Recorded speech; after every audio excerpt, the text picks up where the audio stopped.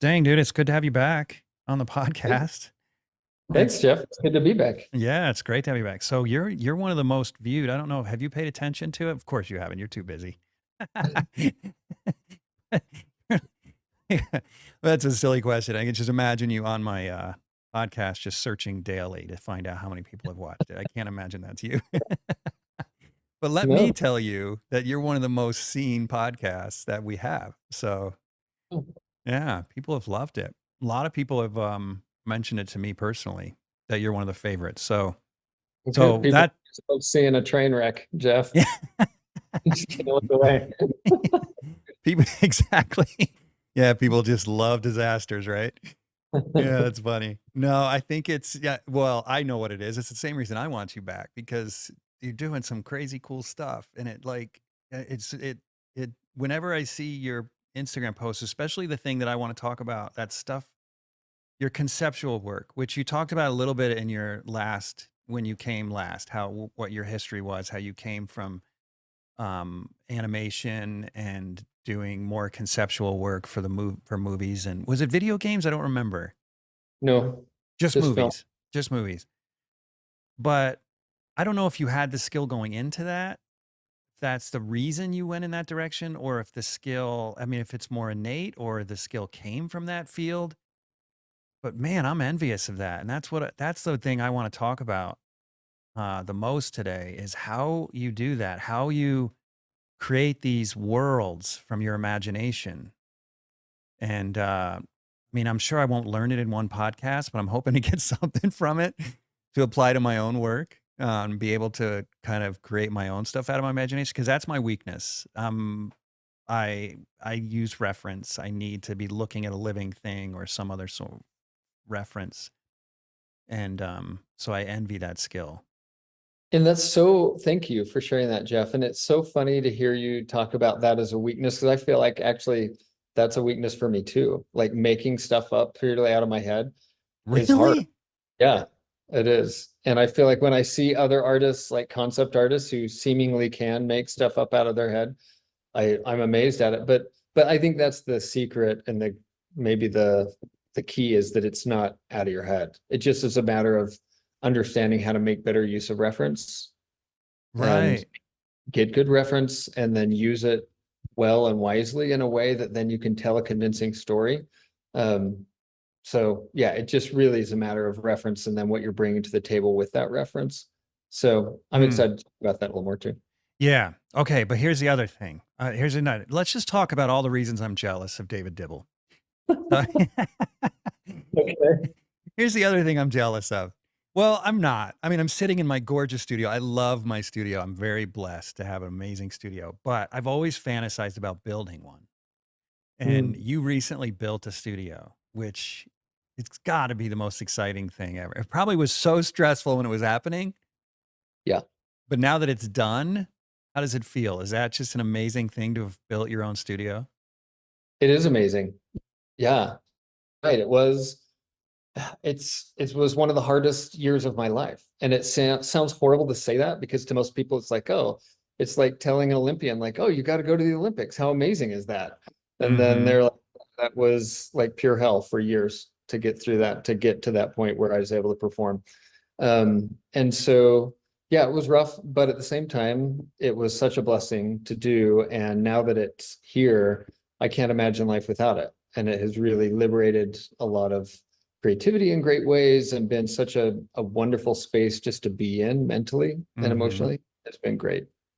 I can totally relate to that. I wouldn't say that building my van was one of the worst years in my life, but it took me about 2 years. It took me 9 months straight with no painting, and then another what 15 months ish to finish it up, kind of half time, like 20 hours a week ish. Dude, it was Yeah. rough. It's stressful because you're spending money instead of making money. Yeah. And I don't know about you, but when I'm not painting, I'm not happy. I have to have painting as part of my regular routine, or I just get really anxious. So I feel you on that one. I can't. So did you go an entire year without painting, or how did that Yeah, work? I was trying to do little bits throughout and maintain a little bit as I went, but I was the contractor on it and had a good friend who's a contractor who kind of shadow contracted to help me as well. But yeah, like every day you're out with subcontractors and trying to make sure the parts are moving and that watching out your window, even as you're trying to paint and seeing like studs go in the wrong place, and then you have to Mhm. go out actually no, let's shift it over here, or let's do this. So in that way, the fact that I was watching it happen out my window allowed me to catch things in a way that I was able to really like personalize it. Did you And feel like a total annoying a-hole the whole time? yeah, and I actually was grateful. I really prioritized relationships with subcontractors because Yeah. I got a reputation for being exacting but really nice. Yeah, And you are really nice. That helps. well, thanks. But I found that as I would be really open and honest before we started, said, hey, just so you know, like I do have opinions on how things happen, but I also want to have it be really constructive and a positive relationship. So we just kind of talk about it beforehand. So it didn't end up being this kind of um how it's just an anxious like time of not communicating beforehand, if that makes a Yeah. passive Yeah. aggressive kind of Yeah, thing, right? exactly. Yeah. So So basically you sat them down and said, I'm going to be a miserable guy to work for because I'm really exacting, just FYI. So you just got, you set them straight right from the start. yeah, but at the same time, I tried to be really open and understanding with Yeah. their schedules and things where it's like, great, if they needed to miss a day to go do something else, like, okay, like I tried to be really accommodating and understanding of their perspective of how the process worked so that they would want to be here. And Right. I tried to give them food and snacks as much as I You could, did. You like facilitate, bringing out lemonade. actually. That's hilarious. That's So great. yeah, so it was good. Oh Um, man. And parenthetically, I guess it's been growing up on a farm. I felt like I saw my dad interact with people a lot that would come into the farmyard and be a part of the farm. And one of the things I really respected about him was that whether you were a millionaire or a hired hand from another country, like he treated you the same way. And I really respected that about him. And so it's important for me too, to show like subcontractors that they're not my slaves. Like there's no relationship, like status difference. Like we're all just on the same team making a job happen. So let's work together and help that happen. Yeah. And you know what? Frankly, I think the trades are way underappreciated. I mean, so many parents out there are like, no, don't be a contractor. Go to college and become a doctor or a lawyer. You know, I just think that's such a shame. Not to become a doctor or a lawyer, but because, dude, it's hard to be good at that stuff, and it's respectable if you're really good at it. Man, more power to you because cities aren't built by losers. I mean, you got to know what you're doing to make beautiful buildings and beautiful structures, and it's Yeah, far too absolutely. underappreciated. And it's really hard to find good contractors. Yeah. It's really hard. My wife, I had my wife, because I'm particular too. We all are, right? I mean, you would think any artist would be particular. Maybe there are some that aren't, but um, it's bad because my wife's not. She could live in a box and be happy as long as the box was comfortable. It wasn't too squishy or too close or anything. That's just how she is, and which is a great quality in many ways because it's nice that she's not materialistic at all. She's just incredible that way. But she gives me so much crap because when contractors come, almost every time I've had to make her promise not to do this anymore. She's like, "Oh, you're gonna hate working for my husband. He's just awful." I mean, not literally that. I don't know exactly how she puts it, but and you can see the fear in their face when I'm standing right there and they're like, "Oh man, what's this guy like?" And she's like, "Oh, he's so particular. Nothing is ever good enough. Da da da da da." And I'm like, "Jen, they're not gonna work for us." Like, Stop talking, please. But the reality is, yes, I am particular, but the reality is we've had so many bad situations. Like I remember there's one time we had a guy building a fence in our yard, and every day he told me the day I hired him that he had cancer. So that was rough because of course I feel terrible for the guy. And then every day I come back and this fence he's building in our backyard is wrong. I mean, everything was wrong. He didn't do a thing right. So, but because he had cancer, I didn't have the heart to tell him to do it over again. I was like, this guy's going through a lot of crap. So I'd come home and rebuild the fence every day. I literally would take the slats back off and put them back on. Take them off, put them back on. Because he didn't even put like a string across the top, to make Mm, sure they were all straight. He just right. all the slats were just like jagged and completely uneven. It's just a Cool. simple thing. Put a string across, right? And line them all up. I'd come home every day and a new section of fence would be quote unquote done. And I'd take it all down, put a string across, and put them all back up straight. And Jen's like, "What are you doing? It's fine. They look fine." I'm like, "They're not fine. It looks terrible." Right. But Did with you leave most contractors, I would have been after? like, "You're fired." But this guy's like, "Oh, I can't pay my medical bills. I need this job." I'm like, "All right, I'll just fix it." You know, it I was know. it was terrible. And you realize after a while, like so much of construction is about tolerance, right? Hmm. And by tolerances, I mean like the amount that you're willing to accept error, Right. right? Yeah. Because the idea of perfection, like that's not possible. And so you have to just throw that out the window and say, okay, like now the discussion is about tolerances. And most of the discussion is, okay, well, what's my tolerance within any given job? And then to decide that and then make decisions accordingly and be okay with that. And some things in the moment bug you, and then you have to say, okay, like nobody's ever going to look up in this little tiny corner. And so that falls within that 4% tolerance or whatever it is, Yeah. Mine's right? more like 2.5%, but well, yeah. Who's That's counting? because you're a better craftsman than I am. I've No. I mean, spent my tolerance for anything, people doing stuff for me doing it myself. several times, often when I was building, I thought, well, Jeff would take this a little further, but this is going to have to be good enough. You did not. I did. I seriously did. Are you serious? I was like, That's this too isn't funny. quite Jeff level, but it's gonna be okay. Oh, you have no idea, dude. I don't know if you followed me doing my bathroom, Yes, I but did. oh my gosh, that bathroom. I don't want to toot my own horn here, but I'm gonna. It's so beautiful. Every time I'm showering in there, I'm just like turn on a little Frank Sinatra, put on a candle. I'm like, this is like five-star hotel stuff. But I'll tell you what, I had to do several things. I mean, more times than not, I did things over again, because I'm like, Yeah, it's not good enough. I'm rebuilding this thing. It's right, kind of an illness. right. And and I am, as I think many artists actually, frankly, I have like diagnosed OCD, right? Yeah, I think I do too. And, and so I had to like play the real, not real game sometimes with Liz or with myself. Like, okay, is this real, not real? Like what the tolerance that I'm freaking out about right now? Like, is that real? Is it worth tearing up the whole bathroom or whatever? Or am I just going to say, okay, like I'm gonna just let this go, and in a month I'm gonna be fine with this. Yeah. Yeah. I've gotten to a point, well, I haven't gotten to the point yet. I haven't done this, but my wife tells me, she's like, "Jeff, just live with it for a week. If you can, and just don't tear it up yet, because I will always, if the anxiety just goes through the roof if I mess something up and it's not perfect, the seams aren't perfectly aligned, the reveals aren't perfect, whatever.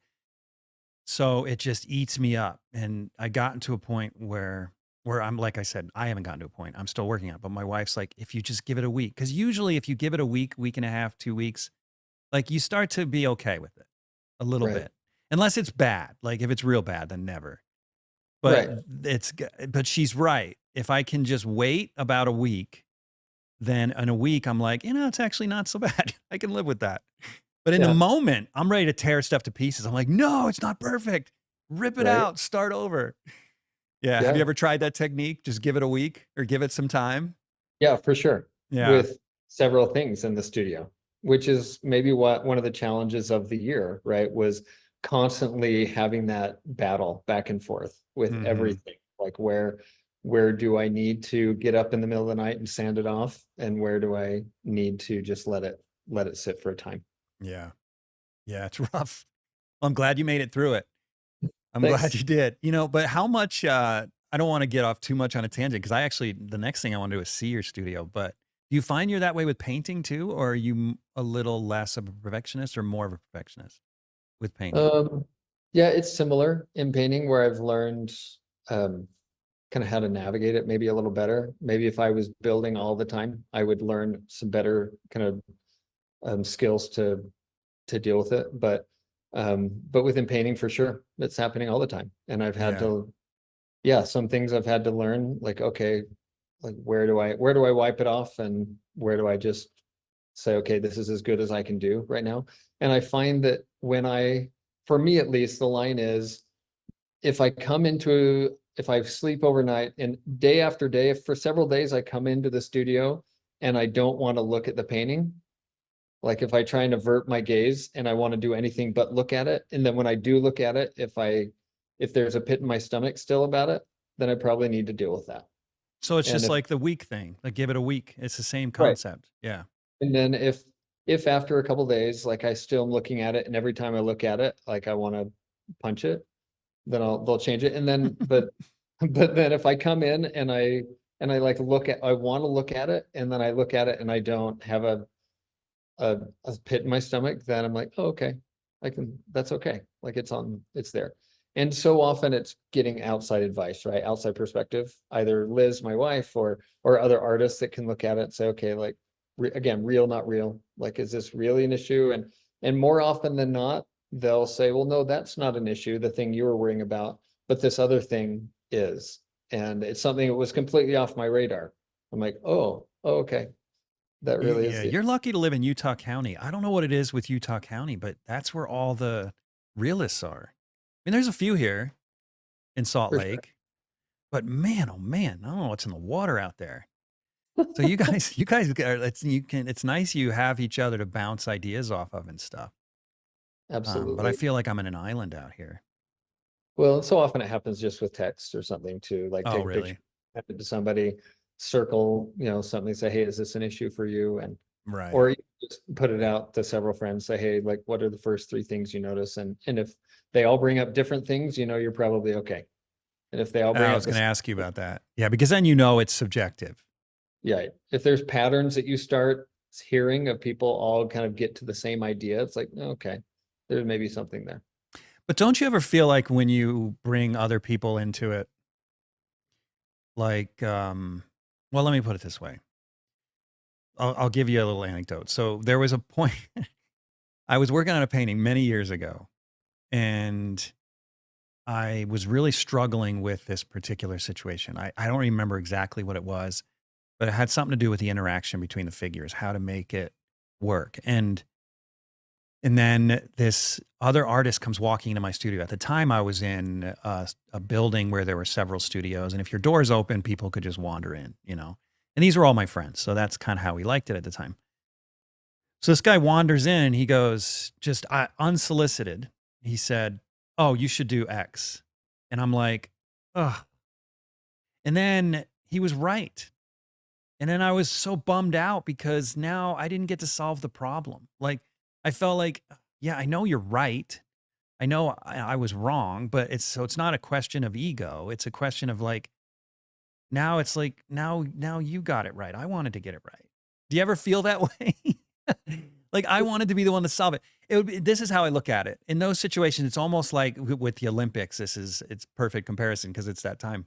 But it's almost like this person's getting to the end of the race and they're not going to win. So the person behind them picks them up and carries them across the finish line. It's like, "Oh, would you have let me do it? Like, I don't want the help. I want now. I didn't really win. Like, you just pushed me over the line. It's like not the same. Do you ever, do you, do you ever feel that way when you're bringing in advice from other artists, or is that just me?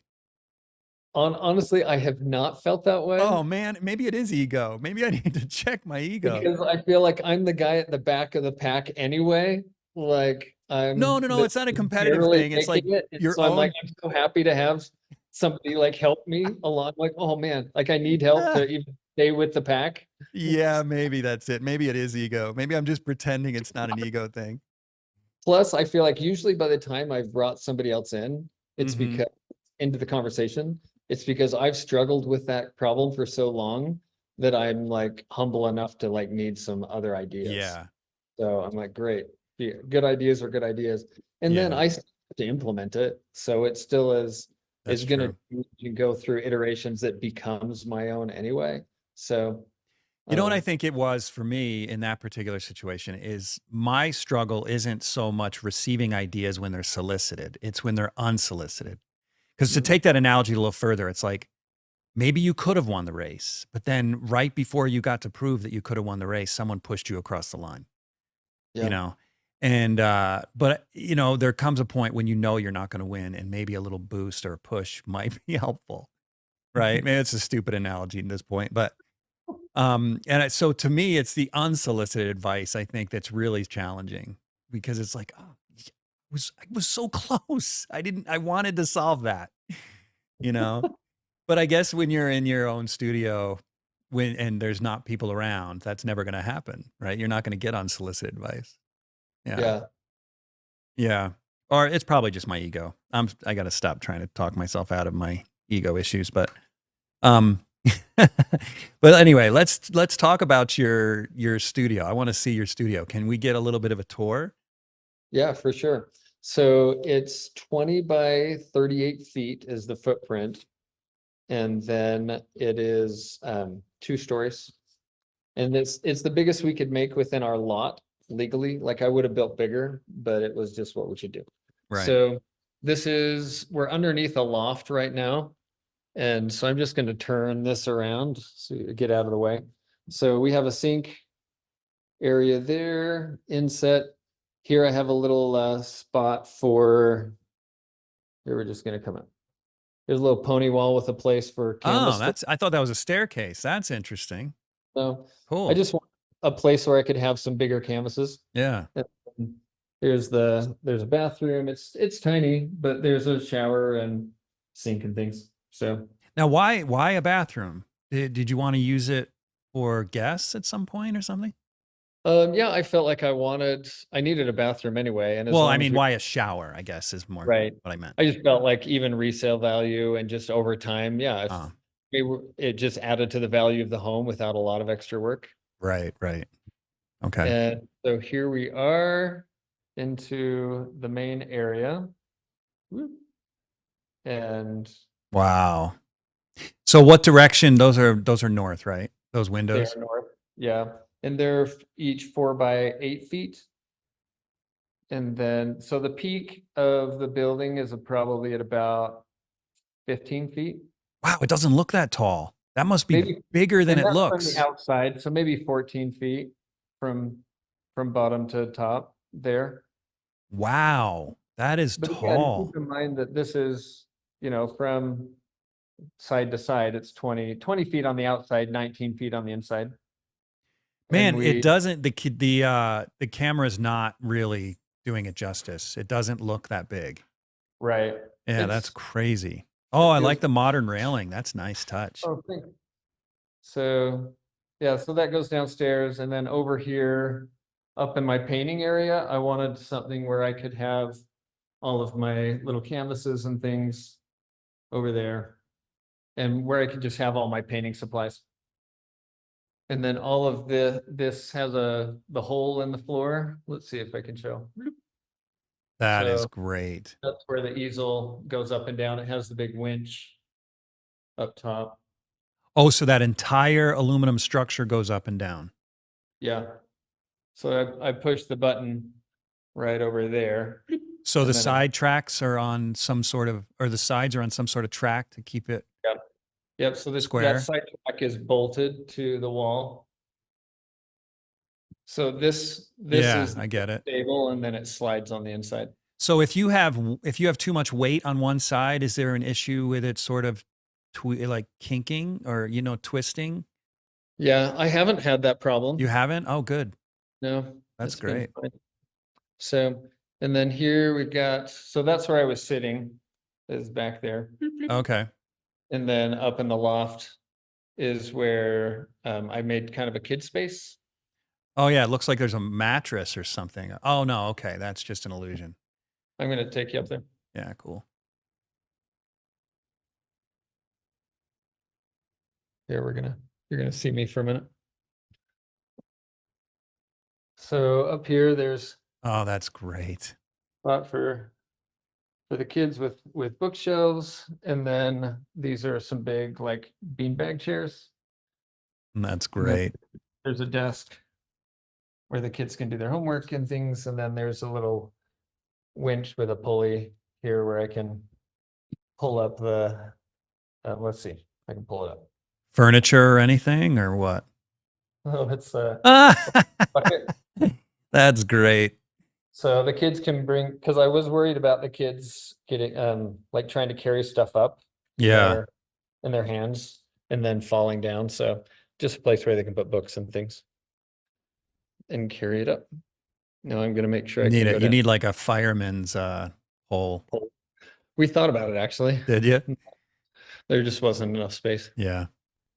And so anyway, yeah, it's a nice space to be able to really go back and forth between the canvas and get some perspective on it. And then also Yeah. all of the skylights are they have blinds, like they're solar powered blinds. So Wait I a minute. can, so What do you mean? So they close on their own? yeah, so they just open and close. No, I can just close them and open them as I want. So Oh, okay. it's Okay. the, I thought maybe you were suggesting they were light sensitive, so they close at um, certain times of day or something. so just the controls are, Oh, that's sick. and So then when you say solar powered, what's the significance of that? Do you have solar on the roof or so something? solar powered only in the sense of they're not wired in for the remote control part. So they have little solar sensors on them for the motor to open the blinds, Oh, gotcha. if that makes sense. Yeah, yeah. So Yeah. tell me about what's that screen up there above the windows? Oh, this is, it's a big LED light. And let's see if I can get you up there. So Okay. I'll turn it on. So I can adjust the temperature um, and make it warmer or cooler. Nice. And then I can adjust the brightness of it as well. So it just is something where at night when I'm painting, it just allows me to get just a little better temperature control on the canvas itself. Yeah, that's great. And then Man. all these lights up here are all, there's two banks of them, but they turn on with different switches. So I can turn on just, different sections of them. So you can control glare? Yeah, and just even at night, like I can just use these two and then have it match the direction of light from the daytime, if that makes Yep. sense. Yep. Or if I have a bigger painting on the easel, I can just turn all of them on or half of them, or it just gives me more control over the light at night. Typically, I don't have them on during the day. They're 5,000 Kelvin, which I find is a little warmer than daylight. Like during the day, if I turn them the 5,000 on, it feels a little warmer than what's coming in through the north light windows. But at night, it feels really cool. Hmm. And 6,000 is probably closer to daylight, but it just felt so cold that I didn't want to Did go they there. not have 5,500? No, they had 45, 5,000 and 6,000 as Oh, that's a options. bummer. Yeah, 5,500 would have been perfect probably. Could have been, but I also feel like I want to have it be a little warmer than daylight just because most people's homes are going to be like hot lights. So if I can get just a little hint of maybe a warmer feel, then it will help me maybe anticipate a little better what it would look like in somebody's house. Yeah, I've heard of artists. I haven't done this, but I've heard of artists actually having various temperatures of lighting in their studios so they could imagine what it would look like in a gallery or something. Which is sort of an interesting idea. But my philosophy's always been if you have full spectrum lighting, it looks good. It looks good in daylight. It'll look better under under Look warm good light. at other places. Yeah. Yeah. Yeah, I think so too. Um, which is why I know some artists, even like color of the walls and things, they have the opinion that you should like control the variables as much as possible. So painting in a white room with kind of gallery temperature lighting is like the most consistent that you can be, and thus control the variables more. But I just have never wanted to just be in a dark room with light, gallery lighting and white walls. So Oh yeah, that'd be brutal. I've just felt like having more natural light and a little softer wall color has been a nicer space to be in, just mentally and emotionally. Yeah. And I the work I'm able to create in it is great. That's So really neutral though. It's nice color. it is. It veers even maybe slightly more green in person than it looks like on here. Like Yeah. looks like on the screen right now is probably my ideal, and in person's I Oh, almost really? You missed it but just a little?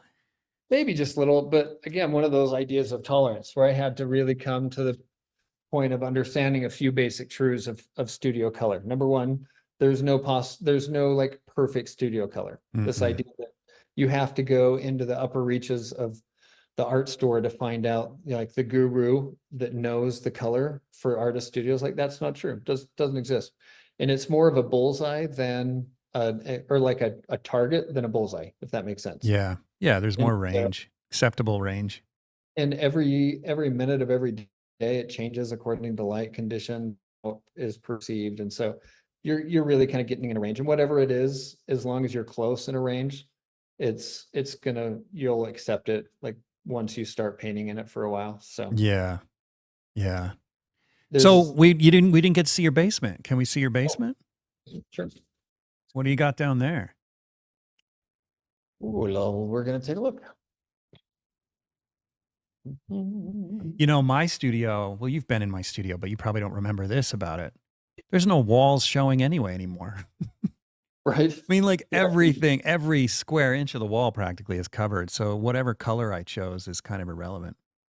So Oh, I've that's got nice. down here, this is where the easel comes in there. Comes down. So here on this wall, I actually have a little projector set up so I can project stuff onto it for workshops and things. That is great. So that's what this is for family movies or something like that. Um, and then just more storage space, like right here, we framed in underneath the stairs. Oh my gosh, dude. This is Cabinet so storage. cool. So as you know, so often underneath stairs, it just there's a door on this side, and then it just is all wasted space under there. You Yeah. like put a few paint cans and then you all get shoved in and you can't remember what it's used for. So having these has really helped. Yeah, that's perfect.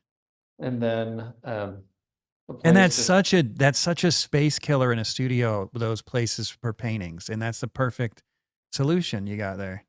yeah, a place to keep chairs in a way that I can use. And then Oh, that's my, smart too. oh, thanks. And then flat files, I just put them on wheels so that I can roll that around. And then I have another Are table those over here. wooden flat files? No, they're metal. Oh, Uh, oh, they're raised up on a wooden cart. Right. So yeah, they're my metal flat files, but then I just, the rule was I had to use whatever garbage wood I had left. So it's not great. It's not the elegant. They're on wheels and it's great. Yeah, it looks good. And then this also is on wheels too, and they're at the same height, so I can wheel them and push them together if I want a bigger table. And And what so do you it's do nice. on the tables? So like over here, I've got a cutting board and things like that. Over here, like I'll varnish things. Like if I'm gonna varnish a painting, I'll just lay it out flat on here and be able to leave it for a day or two without having to take up space upstairs And for then it. you just put the painting on the easel and lower it down the slot? Is that how you get a painting down there? No, I'll just carry it down the stairs. Oh, you Like if will. Okay. it's a really huge painting that just won't fit downstairs, then I'll just do it upstairs and get it out the door quick. Mm. But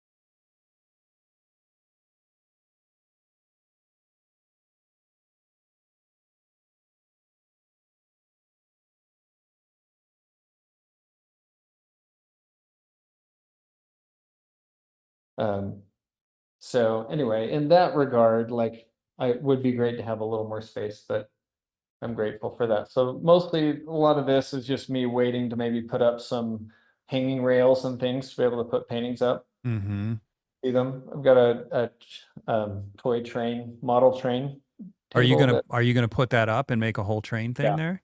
I'm gonna put it on legs, and then there's a little space here where it'll go in the wall and out the wall. No way. Have you always been into trains, or is this more for your kids, or what? Um, no, I've always loved it, even though I haven't done a ton, but there's a fellow in our neighborhood who went into a retirement home and he had a huge setup, and so he gave us all of his train stuff. Dude, I love making maquettes for paintings, Yeah. so I've often looked at train sets and been like, I could totally get into that. Yeah. So, I mean, we just got all the stuff. So it'll be fun for my boys and I and my daughter to be able to work on it over the years together. Yeah. So, so anyway, that's the downstairs. So where do you keep your tools? I mean, you I know you work with your hands. Where do you keep all your tools? You have a garage too? Some tools are here, but yeah, most of the like building stuff is in the garage. Oh, okay. And I would have loved to have had a wood shop, but I just didn't have the space. Yeah. And I felt like I didn't want to have a big dusty space here in the studio. Yeah, that's the problem with my studio is everything's all in one place and it's kind of difficult to manage the dust sometimes. Yeah, totally. So one little tidbit. So here's here's the mirror so I can see things in reverse. And then also all of this wood here was from the corral on the farm where I grew up. Oh, that's awesome. And so there was the exposed ductwork. And so I just put it around there and it was fun to be able to have that, a place where as a little kid, like I was sitting on this fence watching the cattle all the time. Mhm. And then this, like that thing right there is a brand. I don't know if you can see it. It I do says see it. Yeah. PED. That's Philo Dibble. That's my second great grandfather. So No way. that was his cattle brand. Just kind of fun to have those little touches of personal things. Yeah, that is way cool. Man, that's a beautiful studio. Anyway, thank you. That's And really cool. similar to you, you just want to create a space where it feels cohesive to be, or maybe cohesive isn't the right word, but it feels nice to be in that space, right? Mhm. Yeah. Where that you want to be. In different artists, there's as many ways to make a studio as there are artists. And so for me, I don't love like just piles of clutter. For some artists, like it makes them more creative to feel like they're surrounded by all this stuff. And for me, it makes me just stressed out. Um, Mhm. and I'm also not like a full minimalist where I have to just be in a box with devoid of anything. But it has been important for me to have it be a space where it feels inviting and clean and like my mind can function well. Yeah, I really I think we think alike on that. I think it's the right amount of clutter in there. My studio is so packed full of crap, but it's not crap. It's just I have so much equipment and it's like I'm looking at it as I'm talking to you going, "Oh my gosh, it's too much stuff." But it is what it is. I need to double it in size. Well, to the point, because I knew that I didn't have the floor space Yeah. to expand because we were, limited to 20 by 40 or whatever it was. I really had to kind of think like a Scandinavian and say, okay, like how can I trick out every last square inch of this to really support the flow of my work and Mhm. have a place for things rather than just like, oh, well, I'll put stuff here and put stuff there.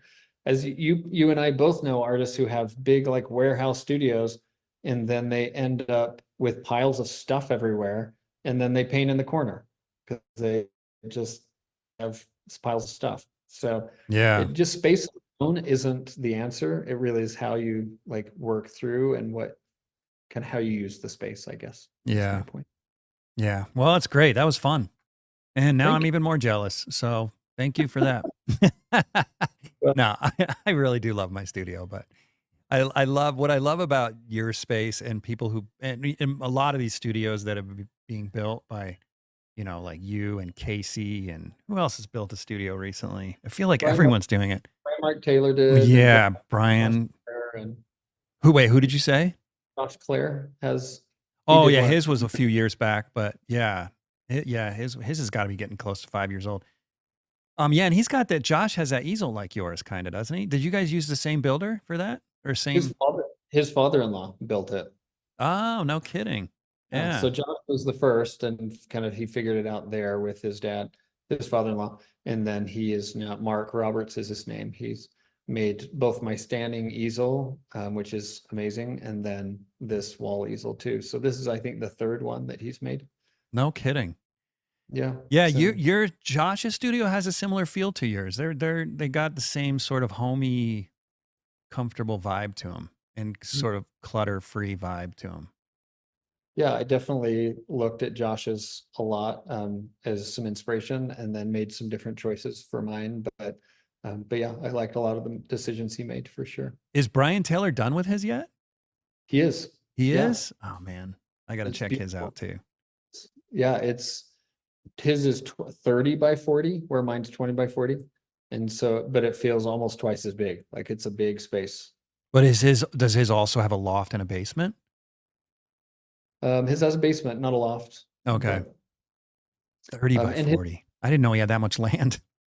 yeah, he's got some good space. So sometime you'll have to go visit his too, because it's really beautiful. He did a great job. Is his similar to you and Josh? Is it kind of open and airy? His is even more similar to mine because I basically like gave him all my plans and my subcontractors. Oh, So are you serious? kind of helped Nice. coach him through it a little bit. Did you Um, really? just yeah, he's been so generous with me too in so many ways. And so and Josh and others and you were so kind to kind of help field my questions along the way as I was building. And so I want Yeah. to give that as much as I I don't know could how to much I helped though. I don't know if you used any of my advice or not. I can't even remember what it was. I did. We talked a lot about skylights and Yeah, that we was did. cool. And Did it, and it worked out? I mean, have you been happy with the way you arranged the skylights and windows and stuff? I have actually. Really? Yeah. Good. It's because that's the thing you don't want to mess up, right? No. You don't want to get that part wrong. And Yeah, I've been seriously. really grateful for that. And I felt like I had to over engineer it lighting wise so that I could then dial it in because you don't know before you're Mm-mm. in space what it's going to feel like. So you have to kind of put in twice as much as you think you need with the idea that you can then have options. Yeah. Um, and so I did, and usually the blinds are about halfway up as I'm painting, and I've got things dialed down to where it's darker as I'm painting, but I like the option of having the light in there. And Brian has even more light than I do in his studio. Does he really? Yeah. Yeah, Casey said the same thing. He's got a lot of cool stuff in his studio for lighting that and I remember a few things like I don't even really use this. But you kind of have to do that, like you said, because you just don't know and you don't want to not build it and then wish you'd had. Right, especially with the lighting. Other things, yeah, there really isn't much in the studio that I wish that I feel like turned out differently than I had wanted. And I was, I was planning for years about it, right? Like really thinking through obsessively everything. And so, there's a few like general lighting things that maybe I would have changed, but with the easel lighting, I've been quite pleased. So you said you put a shower in for resale value but it was the worst year of your life. Do you actually think you could ever move and do this again? So absolutely not.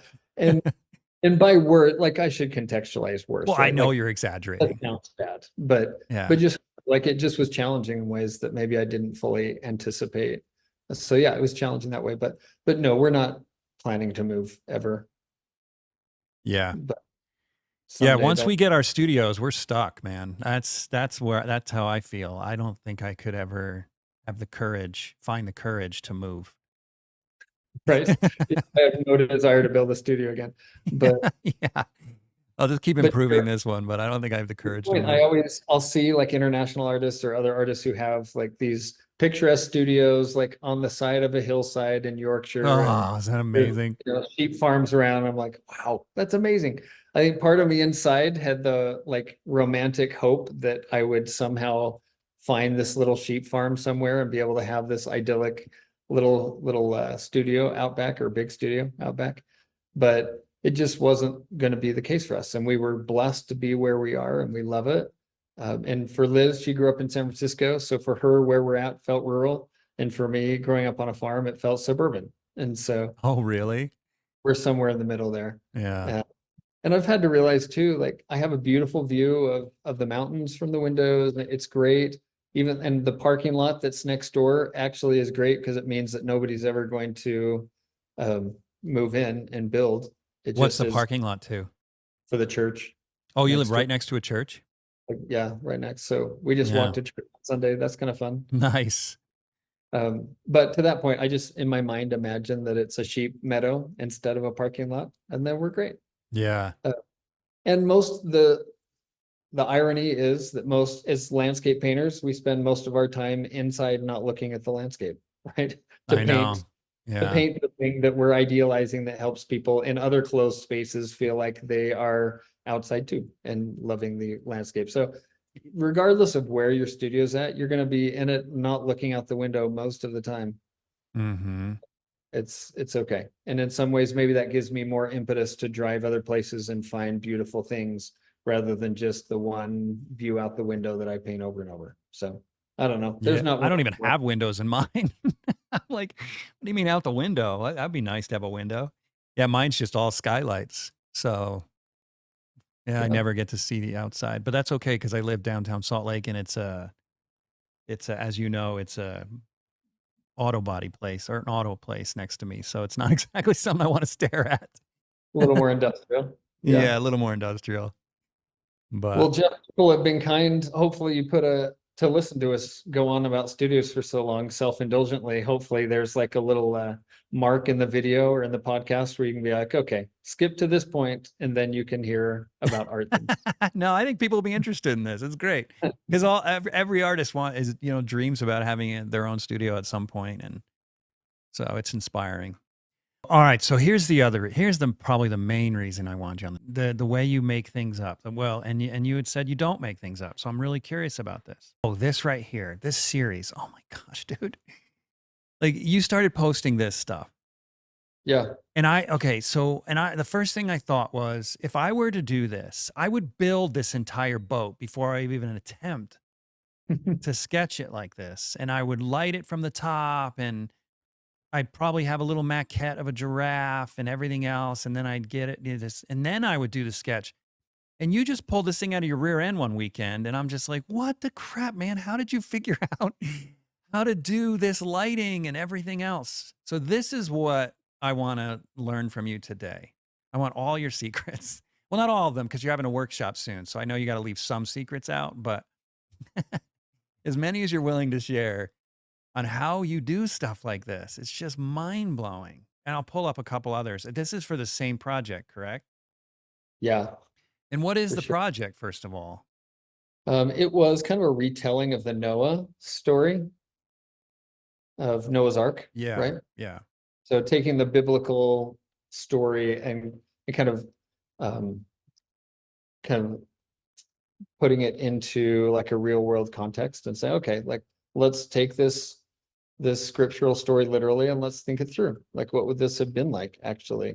And maybe let's kind of fill in some of the gaps in the story and think about it a little more in a literal way. Well, what was That's the project that was it for? A movie, a book, or yeah, it was for a client in the studio.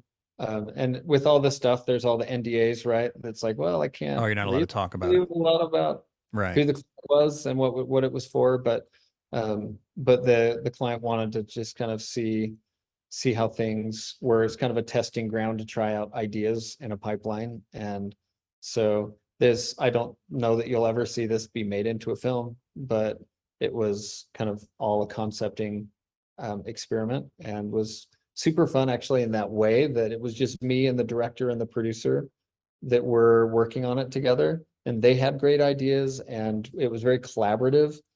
And it was one of those beautiful little projects where we were able to just kind of set ego aside, like nobody had this stake to kind of one up others or have this power play. We were all just equal partners in this project.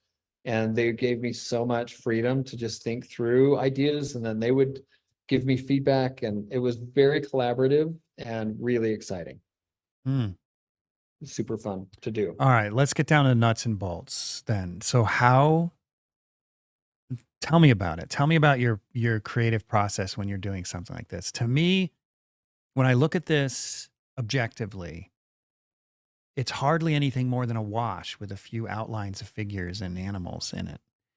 And Hmm. yet it absolutely reads like it's supposed to, as the front of a ginormous arc with this beautiful sunset behind it, or sunrise, I don't know which, but and I mean it's got this abundance of narrative in such a simple image.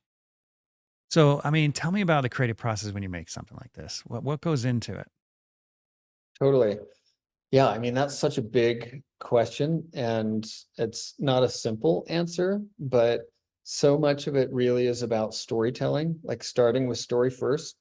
Um, you and I have both um, been to movies where it felt like the um, the concept designers did beautiful work, but the script was horrible and it's almost unwatchable, right? Hmm. It's just such a bad story. Mm-hmm. uh, where really after a certain amount of time, like you don't care how beautiful something is, like if the cake doesn't taste good and it only looks good, like you're not going to keep eating that cake for very Right. long, right? And so it really does come down to story, like having really good story and thinking through that as a foundation of things. But does the And client present the story, or are you part yeah, of I the mean, author? in this instance, the story, the kind of biblical scriptural story was there, and Well, then that's true. Yeah, I guess that one was already there. That's true. they had some ideas of, hey, here's a way that we want to take it, and we tried to be more literal with it. Mm-hmm. Uh, of saying, okay, like most pictures of the ark that you've seen historically in books and things, A, are for children, B, are as if a Norwegian, carpentry factory kind of birthed this beautifully like lyrical boat, this Yeah. big epic sized Viking ship. But you think, okay, like Noah was alone in the wilderness with a few family members at a time when they didn't have huge steamers and ways to shape wood. Like he really would have just been working with very basic rudimentary materials and processes. So let's start there and just say like this is him really using basic materials and logs and lashing and just trying to kind of create this thing on a scale that was so unimaginable at the time, but really pretty simple architecturally. Hmm. And but then again, to story, like we wanted to really get to the point or get across the idea of the monumental nature of this task and think about it as a metaphor for our own lives and for things that we are doing and that we're asked to do or that we feel called to do in our lives that feel monumental and big, whether that's Mm-hmm. rearing a family or creating um, a profession or whatever those things are, that tasks that feel big and overwhelming, but yet you just have to take it a day at a time and make it happen. And so I wanted, with this was the first piece actually that I did for the series. And I wanted the basic story and feeling I wanted to communicate was the monumental nature of this thing, right? That it felt overwhelming. And so I wanted him to feel small compared to the large scale of this. And granted, I'm probably taking some real liberties with the scriptural narrative of like how many cubits it was. And I just wanted to feel big. Yeah. So and to feel small. So I thought, okay, how can I do that? I'm going to lower the horizon. Like, how do you feel? And they do this in movies all the time, where camera angle is going to tell status, right, and story. So if you put the camera down low, it's like you're a little kid and everybody's bigger than you, and so it feels domineering, and you feel small compared to the size of that. And then if you want the audience to feel in control, then you put them up high and you put the scene down low so that they're overlooking it and they feel like they are in control of the scenario, right? Mm-hmm. There's these kind of basic plays on human emotion based on basic proportion and composition that we're all subject to, even if we're not mentally thinking literally about it or consciously about it. I don't want. And Let me get. I want to go off on a tangent here a little bit. Do you yeah, think? Do you think that this idea of camera angle and other things that are so prominent in the film industry, in order to not just tell a story, but create a certain emotion or certain feeling about a particular scene. Do you think that that existed in early painting? Just let's take that example right there, the camera angle, low camera angle, the subject feels more dominant in control, higher camera angle, the subject feels, you know, like submissive, right?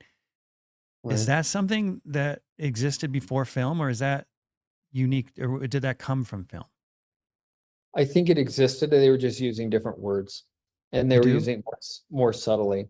They Really? would use things like horizon line to talk about that and certain ideas about that and things, and they would have used words like balance and things that felt pleasing or but in the extreme, I think or like film has helped us understand it. It's pushed the possibilities of that Yeah. in ways. But I think people were very conscious about it back in the day, right? Like you think of um, like the raft of Medusa and other things. Like, is there all these figures on the raft, and is there like thinking about like where's the viewer looking from, and do I want them to feel the weight and intensity of the moment? Do I want to have it be more, pastoral? And so I think they were using different names for it, but you were seeing it subtly, and it Hmm. was definitely in the vogue of the time, right? Like certain things that felt appropriate at the time and felt how would I say it? Just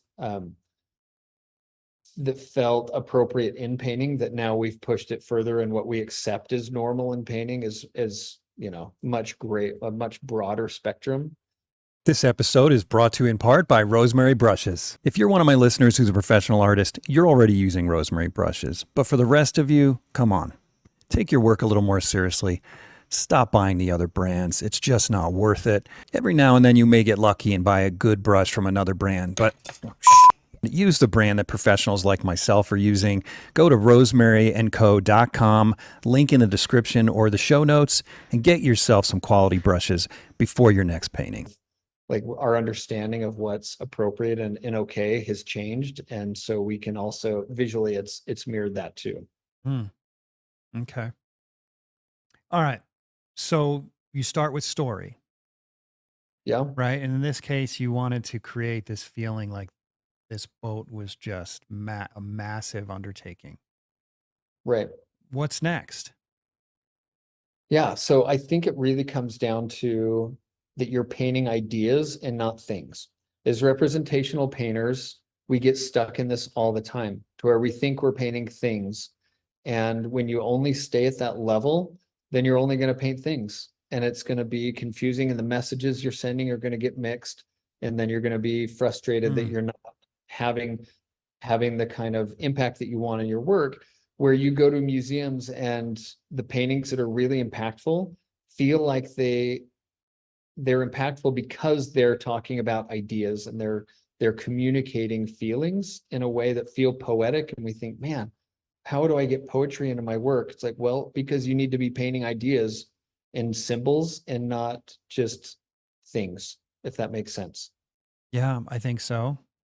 And So in this so case, technically, you could argue, well, you painted a thing, right? You painted a ship with some people and a stork and some other animals and some birds flying by, but it becomes an idea because you're not focused on the thing. You're not focused on executing an accurate representation of a thing. You're focused on describing the thing in such a way that we feel something. Is that what you mean by the idea? correct. And that I'm not, you could say, okay, next level from this piece, I should go in, I can get some better reference of Noah and really like delineate out what his shape was of his body, whatever. But really, I'm thinking of a big shape and a small shape. And I know that from my relationship with composition, I know that a big shape is going to feel dominant and a little shape is going to feel subordinate.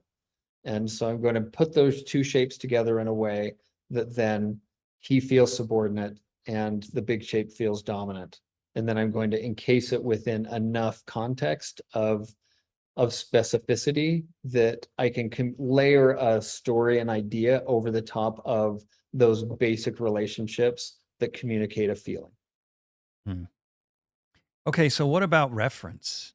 You'd said Mhm. that you don't make a lot of this stuff up. You have reference for it. So, what is that reference like? What kind of things are you looking at in order to create these images? Right. So some of it is with this piece specifically, I had looked at a ton of reference from different Noah's Ark movies, from different Noah's Ark, paintings, kind of look other like photo reference of people who have built arks in contemporary times. They've like built these huge arks. And so I looked at as much of that stuff as I could to get a feeling for how people were building some of this stuff. And then I got specific, so much of it is dividing up your reference. Saying, okay, I've got reference for quote unquote things, right? And then I have reference for lighting. And so I would look, I say, okay, what's the time of day I want? I want it to be I knew I wanted to be kind of misty, like a morning moment where the sunlight is just breaking through. Maybe it's in a valley space where the air was sitting heavy. So then I started just Googling lots of images of like morning light in misty meadow or something, Hmm. right? So Okay. like getting pretty specific with what's the type and the feeling of light I wanted and the quality of that light. And then I got a whole bunch of reference for that. And then looking at other times when artists had done this, just recently, like the Denis Villeneuve in the movie Dune, like had some really great color things that I thought were really fascinating. And so, and especially specifically in the desert. So then I'm pulling all that together and then getting it all up on my desktop and then starting to you pick and choose from those things to make a piece. Okay. That makes more sense. So basically, you're using pre-existing reference, whereas I would have built, I would have gone, how do I would have build the ship and then create the reference myself? But you're going out and saying, well, all these great movie people have already kind of set these things up and it's all out there. So just Yeah. you're kind of borrowing from here and from there. And And even like Dune, like I have the art book and I love that film. Like yeah. it's one of my top films of all time. It's gorgeous. But I wasn't going through a lot of film stills on that to try and like match something. Mostly I was just kind of having the how it felt in my Right. mind. Right. And a lot of other kind of references, a dozen or so other kind of morning light shots to kind of get the feel, the area that I wanted to be in. Right. But with this kind of concepting, like I'm at the level of generality in how I'm painting it that I don't have to get too specific on what Noah looks like. I can just kind of blob him in as a character, right? So Mm-hmm. I can be pretty general with that. And then I like the idea again, storytelling. Like I like the idea that the birds showed up early because they didn't need to be constrained by water in some ways, so they could just kind of fly around wherever they wanted. So And you I thought of a lot of details with the narrative.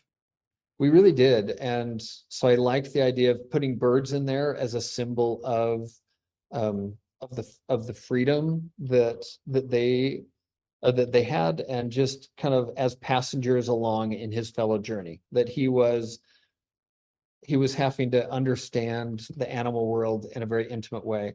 And then in almost every painting I put in a little California quail because I think they're the funniest things in the world. Yeah, they are They're like funny. water balloons with legs. And These things so, here. yeah. So I like tried to hide a quail in there because I thought, oh, like I bet they were hanging out, just having fun. Um, but anyway, so that's kind of Huh. where we're and maybe even in a sense that because in almost every image of these there's birds flying and they give scale, important scale, Is right? that and that's what these little dots are, a Right. suggestion of the Yeah. birds. So you got really loose on this one. And if you go to the next, if you click the little arrow on that, Oh yeah. it'll give the full image. Wow. So I subtle storytelling things where these sheep are in a pen And I thought, okay, a couple things are going to happen here. If you're building this, like, and we wanted to push the idea that the animals maybe start showing up a little bit at a time. So they didn't all just, you didn't wake up one morning and suddenly there were miles of lines of animals waiting to get in the ark. Maybe they were just a little bit showing up a little by little, right? And where they would kind of wander in and he'd have to find a place for them. And that with that too, maybe the carnivores took some time to really settle down into their non-carnivorous state and Mhm. to be on the ark. And so maybe he had to have some sheep to feed him and to feed his own family for a while. So he had to have a place. He had to be a farmer and a rancher while he was being a construction foreman, right?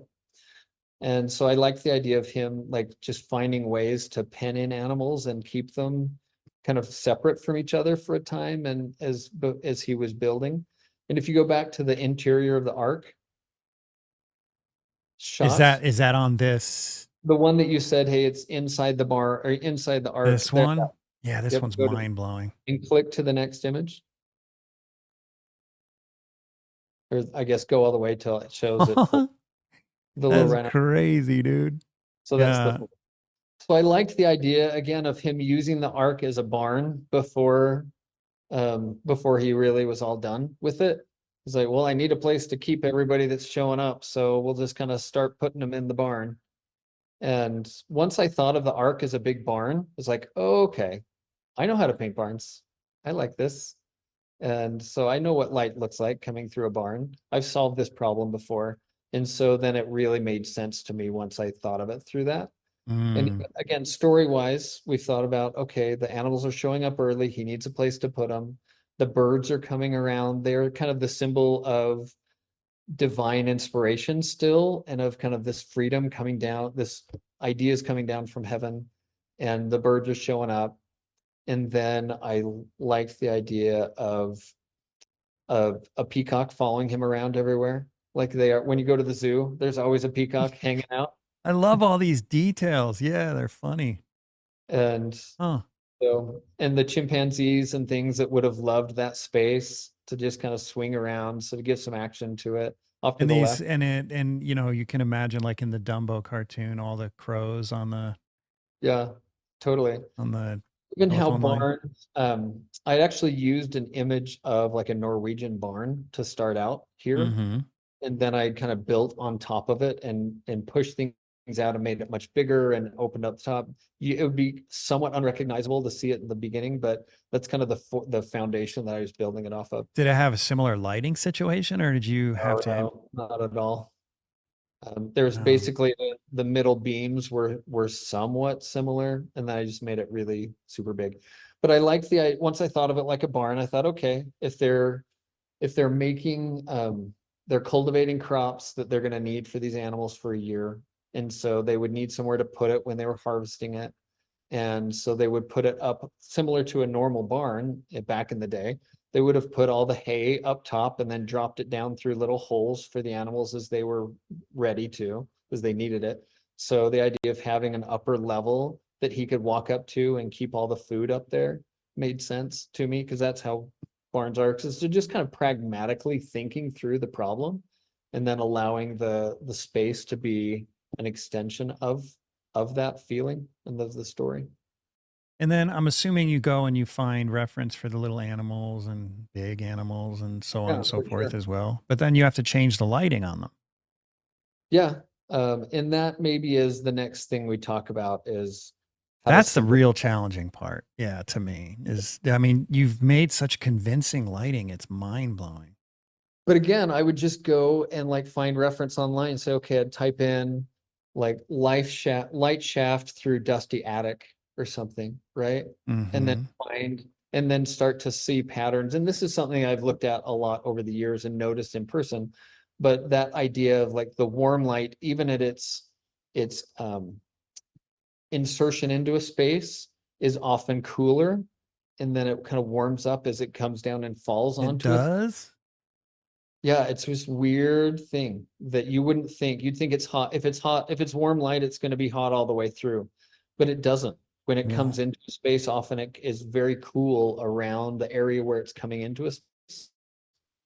Does the temperature and have then it something won't. to do with I'm never willing to just accept a rule. I always feel like I need to understand why. Do you know Mhm. why? I don't entirely, other than maybe outside, like light, maybe it's that warm, cool thing where inside you don't have all that cool light bouncing around that you do outside. And so it's gonna feel warmer on an interior. So when it comes into that space, maybe you get a lot of that blue light that's still kind of bouncing around. And then as it hits an object and starts to kind of bounce around physically off the object is when you get the bounce light that heats things up.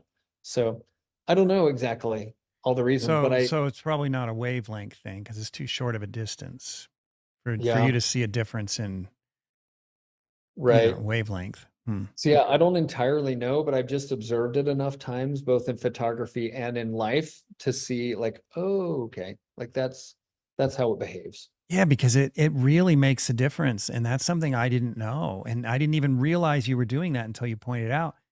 But I think that detail is one of the things that really makes this thing feel so real. Yeah.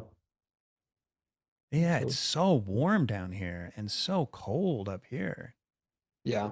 And I definitely like push that through layers over the top of like subtle gradient layers, like doing blue up top and blooming it out and You letting doing that. masks and stuff in Photoshop? Is that what you do? Yeah, I don't know yeah. Photoshop that well, but And I'm happy to, it'd be fun to pull up this image and then just kind of step down through the layers to show oh, you I'd how it love that. I'd love that. could be helpful. Yeah. Um, and with all of it, like this is one of the things too that I'll show in a minute, but it's about creating a stage, right? Mhm. You and I have both been in a theater, and most people listening to this have been in a theater space before a play or a musical or something starts, a drama, and you have the house lights are on, and it feels very pedestrian and kind of just bland. And then the second that they turn the house lights down and they turn the lights on onto the stage, that they create a mood and you know exactly where to look and you know often even what's going to happen in some way based on the type of lighting that is now created. Like Mhm. is it mysterious? Is it happy? Is it, in sound effects and things play, some music play a part of that. But even before a character comes on, you have an idea. You've largely been told what to feel about what's going to happen on that stage through the Mhm. quality of light that they've created. And that's what you're doing as a painter, right? You're creating a stage on which an emotion can be communicated and characters can act. In this moment, Noah and the giraffe and these animals are the characters, but so is the arc itself. But through the light itself, I've told you how to feel about this thing, right? And if Mhm. I'd wanted you to feel something different about it, I would have changed the lighting, right? If I wanted you to feel really like scared and overwhelmed about the immensity of this space, maybe I would have made it nighttime and just had some little lamps hanging here that were kind of making it feel more mysterious and more enclosed, right? And Mhm. that the animals would have felt bigger, and maybe I would have put a different perspective and horizon in a way that you really felt the looming animals around you, and they felt mysterious as they're coming out of the dark. So just through changing the lighting and composition alone, you can fully change the story. And so it really is about the stage that you're creating through the use of light. You're really acting like a director when you're In many doing ways, this. yeah. And I had there were individuals in academia sometimes that would see this and then see my gallery paintings. And they'd say, well, these are so different. Like these are different fields that you're working in. And I'd say, well, actually, it's kind of the same thing. Like whether it's this or a landscape painting, like in a landscape painting, I'm doing the same thing, just in a maybe more open-ended way. Maybe I'm not leading you quite as specifically to one spot, but I'm really using all the same tools and techniques. It just is concept design with oil paint. Hmm. Okay. Well, yeah, let me see if there's a couple more to look at before, because I would like to see So right next to, yeah, to the left. here. Yep. So go a little more. Yep. Oh, wait, let me go back here. Oh, Oh, you're because right. we're gonna go the whole image, right? Image. Yeah. Okay. That is So great. this is in the beginning when the idea that, okay, Noah got this revelation. He knew what he had his marching orders from God, but he didn't, but maybe what he needed wasn't right out the back door, right? Maybe he knew enough to know, okay, I've got to go do this thing. And then God let him figure it out from there. And he knew he had to go on a trip and basically go move his family to find the place where they had the resources to do this thing. And so this was him kind of going through this desert journey to get to the place where he could then build the ark, where there were the resources to do it.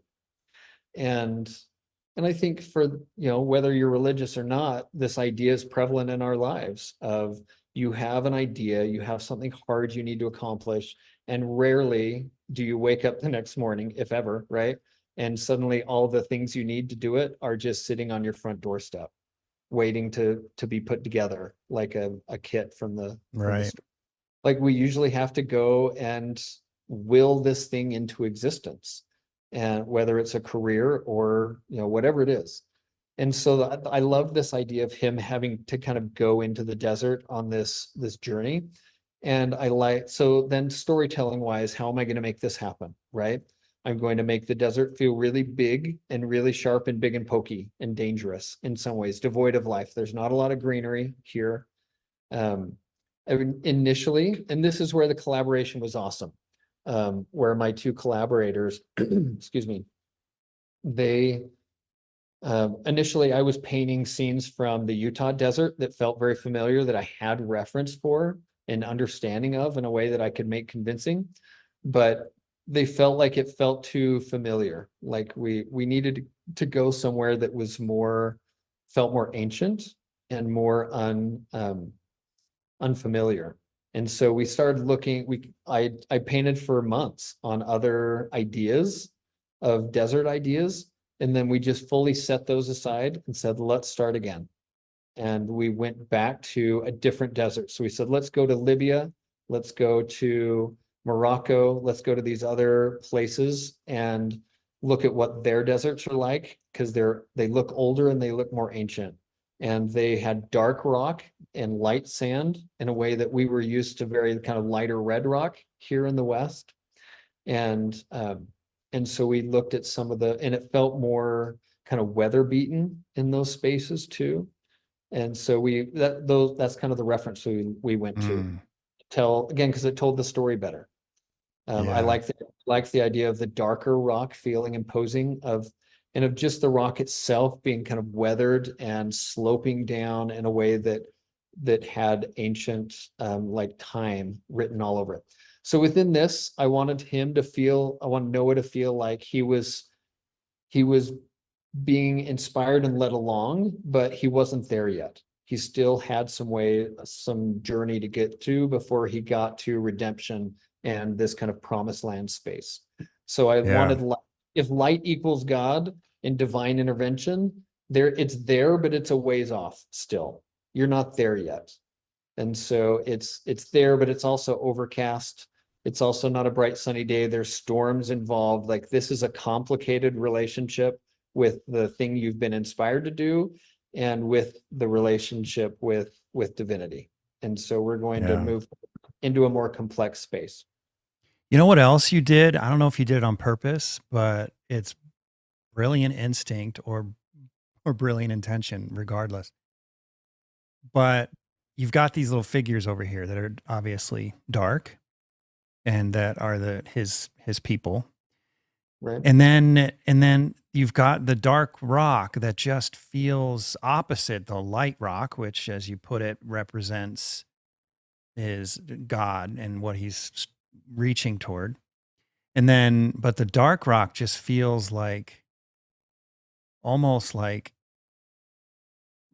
these giant warriors, these dark, daunting warriors they have to face. I mean, you even repeated some of the shapes. You've got Noah's shape here, and then you've got similar shapes in the rocks, but they're bigger and daunting. Mm-hmm. It's almost like you've got to get through the mountains almost feel like an army they have to get through in a way. Yeah, for sure. And yeah, so much of that is like shape language, and we haven't talked about this much, but the idea of, we talked about scale communicating, right? Yeah. But language itself, like shape as symbols, right? And so these shapes are going to be more like pokey, more aggressive, right? And less kind of rounding. The fellow who designed Mickey Mouse, he Mm-hmm. said back in the day when he first designed him, he said, no child has ever been hurt by something that was round in shape, shaped round. Really? They've only been hurt by pokey things. And so if I make something that's round, children are going to be very drawn to that character and it's going to feel very safe to them. And No in that, joke. and so in that same way, like I'm using that idea of like, okay, things are a little pokier, things are a little sharper and more and larger and more intimidating in that way. So when you think of aging up of a property, when you think of like Batman, for example, right? Like the Batman that we in the 50s, like very kind of slapstick, right? Or maybe a And not terribly intimidating. not terribly intimidating, Yeah. right? Because things are pretty safe, color wise, palette wise, value wise. You get into like the 80s or maybe 90s, I guess, when they made the like Michael Keaton versions. Mm-hmm. And then it felt like, oh, like we're so dark here and we've aged up the property. But really, still, you think of the Batmobile, like still very curvy, very round, very kind of back to the idea of the comic book, right? Yeah. A little more kind of round and curvy, so a little safer, right? And even the colors were a little more vibrant, punchier, even though it was Do you think dark. they just didn't know or they had a different desire or Some of different? it, I think a little bit of both. I think Really? we were evolving in our understanding of how to tell comic book stories, and Mm. that felt like a big leap from where it had been. But still, when you look at the design, it's like still they're into that comic book place where it's playful. It's still in another world from ours, if it's still Mm-hmm. metaphorical. But then you go into the more recent versions of Batman, and what happened to those shapes? Like they get hard, they get angular, they get sharp, like the Batmobile of the newer versions, like are very much not that curvy shape of the 90s. And so it feels less safe, right? The That's texture, so true. And I never noticed that that was what was happening. I mean, the black is obvious. right, You'd have to be living under a rock to not understand the symbolism of darkness, right? right. But the pokey versus the round, that's something that never occurred to me they were doing. And the textures are grittier and less soft, right? It's not sleek and glossy anymore and safe that way.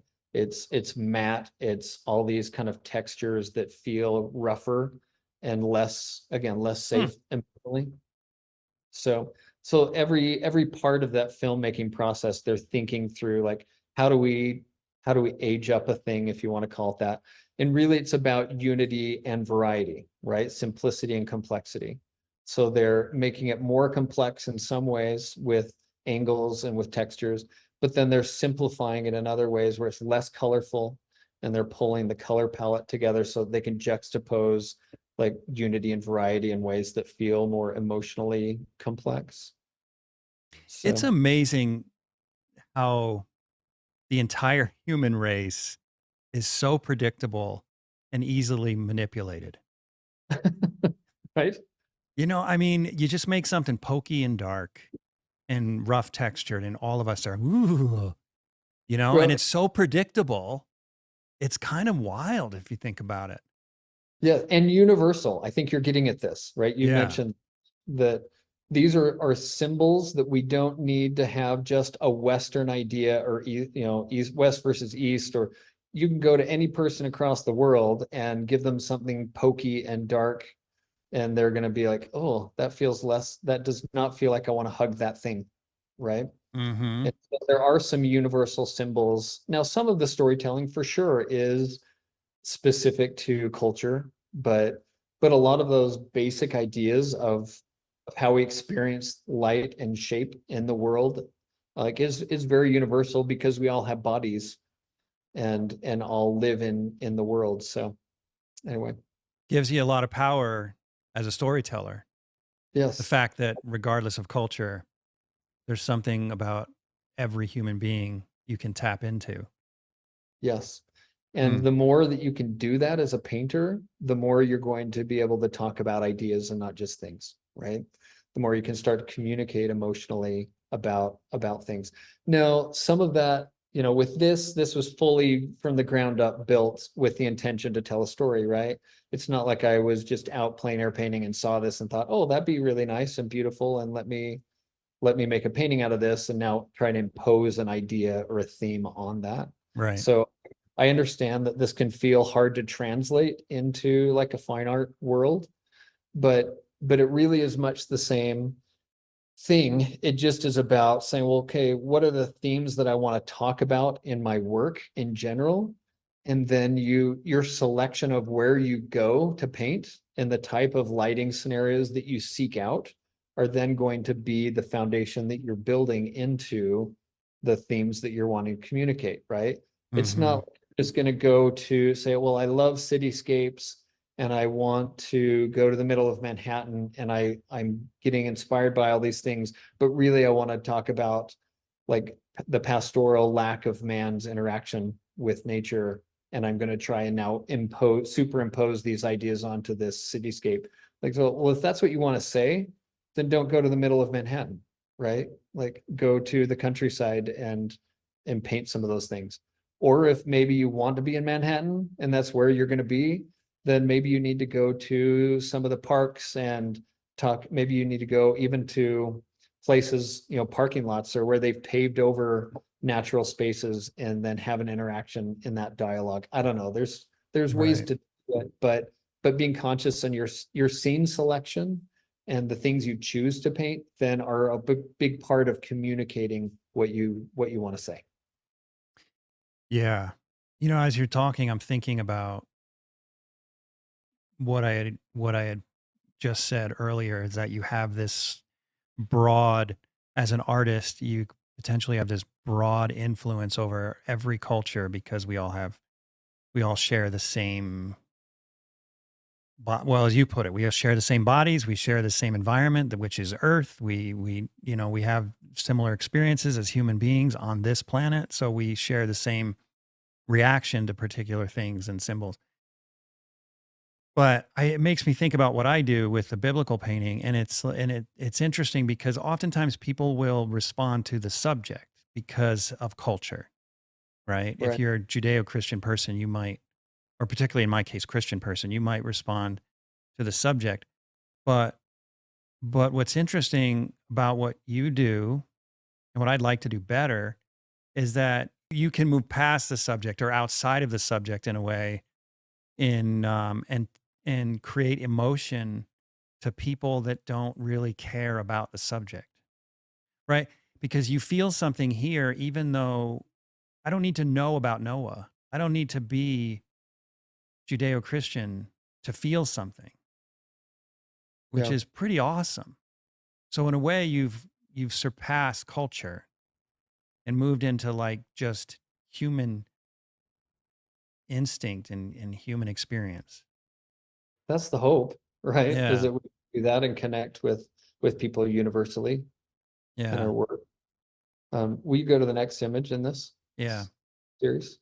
It'd be so interesting to see how you did what I do. You'd probably whoop my tail, man. Oh, Um, yeah, this is cool.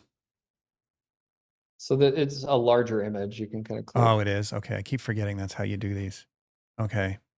So again, same idea of him kind of ascending up into the desert, higher up into the mountains to where he's starting to.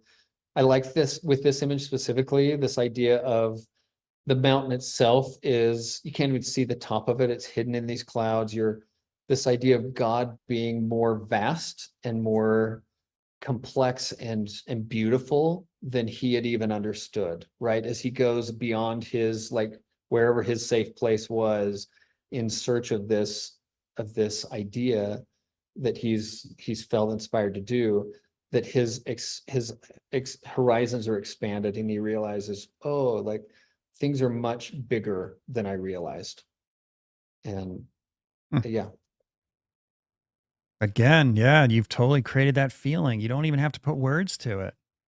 It's just like, whoa, look at that. And the difference is it's still sort of dark. It's not dark, but you've created this dark foreground, which to me symbolizes where he wants to depart from. And Yeah, then while you haven't brought in a ton of light on the mountainside, you've lightened it enough to make it inviting and yet still huge, still impressive, still massive, a little bit mysterious, a little bit right? mysterious. Yeah. Because if it was just majestic that we are going for, we probably I could have taken the clouds away. I could have showed you more of the top of the mountain and made it more of just kind of a painting you would see in a gallery in Jackson Hole of the Tetons, right? Right. Uh, where it's just literally we're just going for like, oh, that's really beautiful and awe-inspiring. But I wanted there to be an element of mystery to it too, and even of danger. And so I'm going to make things be a little pokey still. I'm going to bring in the clouds that you can't see the top of it. I'm going to really hide it a little bit still. So it's just enough is peeking out to where you are getting some of that awe-inspiring moment, but it still is heavy and powerful too, in ways that the power is even hidden a little bit, where you feel it more than just see it. Would it have worked if you didn't put this light here? Maybe, but I don't think so. I think value wise, you really need to see that there. As you block it I out mean, with the your, emotional aspect of it. If you take that out, would it still? No, it really doesn't. So the light is sort of saying, "Hey, this is a good place up here." yeah, where again, there's beauty that's kind of poking out through the storm, and God's just leading him along just enough to where he knows the next step to go, right? So this is such an interesting composition because everything is here. Right? That is bold, man, and it works though. Why? How did you know? I guess you just try it, right? And you're like, "Oh, that worked. That worked." But I can't think of a design rule that ever would have led me to that solution. Put the focal points all off to one side of a wide panoramic, almost panoramic view. Right? Why does that work? Yeah, it's crazy. And that needs the birds in there. If the Yeah, I birds guess the weren't there, birds, yeah, that does bring your eye back over burden. here. Um, but to your point, even if I'd left the light off of the left side, because in some ways it's almost the mountain itself is very symmetrical. In some ways, it's just like the two bookends Yeah. of light, but yet it had to have that light on the left side too, or otherwise it feels too heavy and closed off. So um Yeah, but yeah, I know, if you put the bright light on the left side, that would have been weird because then you have a focal point in the top left and a focal point in the lower right. So I get right. that decision, but it's still surprising how well it works with all that on the right. I I know, guess those crazy. birds really do. The birds and that little bit of light on the left make a difference, I guess. And just that little hint of blue violet as you're moving up, like it's enough of a contrast of temperature that it feels lovely, right? Where Yeah, that's true. There's you need that temperature. context of the temperature, otherwise it doesn't work. So Okay, build, so here's a question then. okay, So that's a really good point, the temperature thing. And I've seen paintings that work that are very low contrast, high key paintings, for example, where if you make it black and white, it might not work. But then there are other artists that are like, nope, get a good composition in black and white. If it doesn't work in black and white, it won't work. I've heard that. People say mhm, that like it's gospel. But what right, you're saying is if you didn't have that violet there, and I kind of agree with you that across going diagonally from the middle left to the middle top, then this wouldn't be as strong. But that's just a very subtle temperature shift you wouldn't see in black and white. right. So I think what's you your need feeling about that? I think you need both. I think it has to be built on a strong value foundation, even as if it's subtle, like if it's high key to your point, and but still you need to have some like really clear dark, medium, and light shapes Okay. that are massed together. And if you just took this in black and white, it would still work. Um, but those other elements for sure, once you bring color into it, it needs to support the story and the value structure that supports the story. Anyway, I just think you need both. But Yeah, for yeah. I'm help, squinting at it and it almost goes black and white when you squint at it. You lose all that yeah, temperature and it does work, but it doesn't work as well. I mean, that temperature really does help. It's crazy. yeah, Man, absolutely. dude, Bill so Bill cool. Perkins, the concept designer, he's been an art director for Disney and some other studios. He said once something to the effect of like any rules or tricks or techniques that promise harmony and composition are like sugar. They're addictive at best and not a long-term solution. That's a He said great analogy. he said the moment that you start to question those rules and techniques that you've been taught, and is the moment you begin to become visually aware. Hmm. And and I agree with that. Like really the compositional rule is like tell the story. And whatever tells the story, it can is what the rule is, right? But sometimes we, as students, we fall into this trap where we want rules because we it feels so unwieldy, all this visual communication. So we want a rule to simplify it down. So, okay, you work from dark to light, you work from thin to thick. That's how you paint. You always start here and then you go here, and this is the brush you use. We want it to be procedural, but there's not one right way. There's a lot of ways to do it wrong, but there's not one right way. And with composition too, if you just say, okay, it's rule of thirds, or it's the golden mean, or it's, Fibonacci, like that's the only way that things are perfect. And so I'm going to grid things out and draw lines between people to show you that I have a triangular composition. It's like, those are really all just kind of tricks and that have been superimposed onto storytelling to try and make it make sense. And certainly, like the golden mean is real, like it's beautiful, it governs the universe in so many ways. But it's not the only way to compose a picture. And Hmm. if you know the artist James Gurney that did Yeah, Dinotopia, we interviewed him, or I interviewed him. oh yeah, Yeah. perfect. And maybe he mentioned this in his interview. He a few years ago did some eye tracking experiments to where he like put goggles on Yeah. people, Yeah. it would like track where they were looking. And because he wanted to try out like these ideas that have been put forward of like we read pictures top to bottom and right to left, and we move through a picture in a certain way. And when I was in illustration school, that's what they were talking about, right? So we learned composition based on this idea of how we read a painting, and thus building up compositional techniques to support how someone would look at a painting. And Hmm. what he found from those experiments was that people's eyes were darting all over the place, and they were looking at hierarchy of shape and contrast, but they weren't looking like top to bottom and right to left. And, they weren't looking in these compositional ways. They were looking at what was important based on what was being told to them by both subject matter and value and color.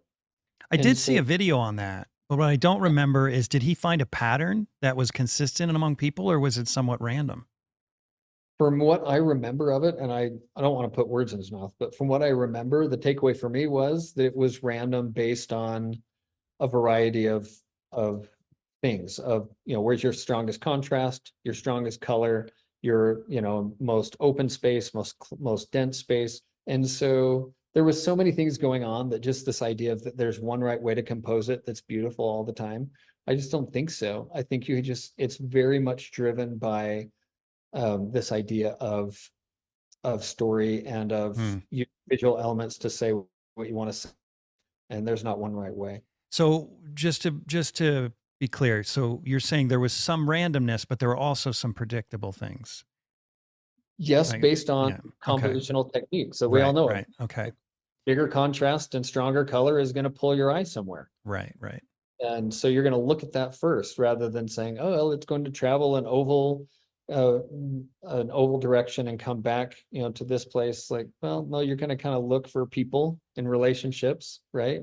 You're going to Right. look for, because we all are people. So we're going to look for even if you don't, even if it's just rocks, like you and I both know, you start to see faces in clouds and faces in rocks. Like we're just hardwired for that. So Hmm. you're gonna look at people, and then also you're gonna look at areas of contrast and color. So just using all that stuff to your advantage, and then say, okay, what's the story I want to tell? What do I want to communicate? And now let me compose something that says that in the best way. Yeah. Okay, so you prepared some images in Photoshop. Can you share your screen? Yeah, absolutely. All right, let's do that. Let's see. How did we? Okay, so it would be here. Yeah, there we go. Okay, so I can still see you on the top. That'll have to do. But I'm not sure if I can see all of Photoshop. So you might just, yeah, well, you might just want to work toward the top a little bit. Okay. Um, so can you see this? You know, I can see almost everything. It's just the very bottom gets cut off of Photoshop, the very, very bottom. Okay. I can Can you see see? all of that. Absolutely, 100%. And an inch more. Okay, Yeah. great. So I'm just going to talk down through these things quickly, and I may go back and forth to show some examples of what this means. Okay. Okay. Okay. So for me, and these aren't necessarily in any given order. This is just me like listing things out. But at a certain place, I feel like foundational, and maybe this is in order in this sense, in this number one, I feel like to really understand landscape painting and maybe painting in general, but especially landscape painting, you need to understand that it's abstract painting. Right. And if you don't understand that, then you're going to be forever frustrated with painting the Can you be landscape. more specific what you mean by it's abstract painting? In the sense of how many times have you that really you're dealing with shapes? And I guess that comes into number two. You're So, painting, but when you say you're dealing with shapes, you're not, it's not about copying precision in the shapes that you see, but you're organizing shapes. Is that what you're suggesting? yes, but I'm also saying like a tree. So for example, um, let me go to I mean, this is an easy example of that, but That is a great paint. Is that a painting or a reference? yes. So Oh, so this th- is the digital reference. this is my photo. No joke. That's where I ended up with my thing, right? What? So So cool, dude. so over the top of this, let me show so really obviously the triangle is easy to see, Right. right? Of you know, of that shape. So that's not like I'm having to make that up so much. But then even these trees, like I'm thinking of like, okay, here's a circle, here's a circle, here's a circle. And then obviously I've got my big my big rectangle at the bottom. So again, I and really here their box here. So I'm really just thinking of these things as basic shapes. Now, how do I move those around in a way? This I my reference, even in the beginning, I've cropped it down and already made some of those decisions. But I really am thinking about that in my head. I should get a more organic piece and kind of show that. But to the point, and just parenthetical, I'll just show you here this one here, right? Okay. So this is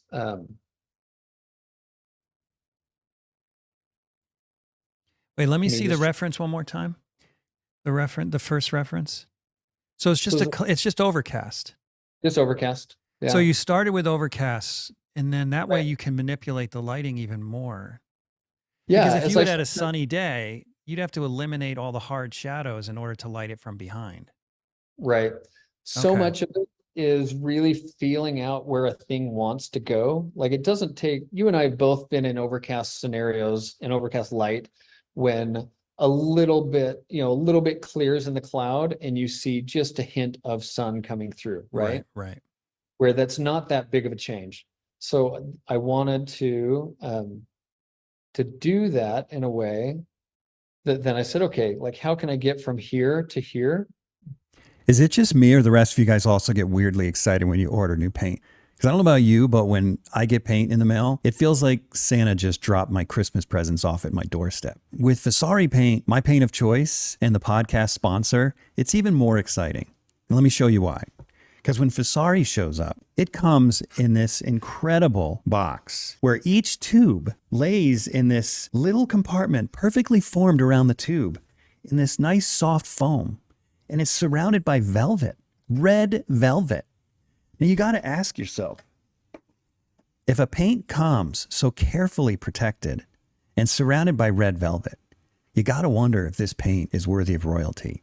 It is. Vasari is. So if you haven't tried Vasari, you're seriously missing out. And the thing about Vasari, it's not only the best paint out there, it's also made by an incredible company that's been around for 30 years and knows its customer by name. Do yourself a favor, go to vasaricolors.com and order yourself some for your next painting. So I liked this reference a lot, but it felt just a little too, and I painted a painting of this and it was fine. I did a little study Just of the it. way it was? Yeah, mostly just the way it was. Okay. And so then it was like, okay, that's great. But I wanted to, just get rid of the power lines. And then it also just felt like it needed a little bit more personality. So I started opening up some of the holes in the barn a little more. Maybe I started changing the color just a little more. Maybe I started pushing the values down just a little bit more. And I started experimenting. Well, okay, well, what if there was some sun peeking through there, right? And what if that bloomed just a little bit?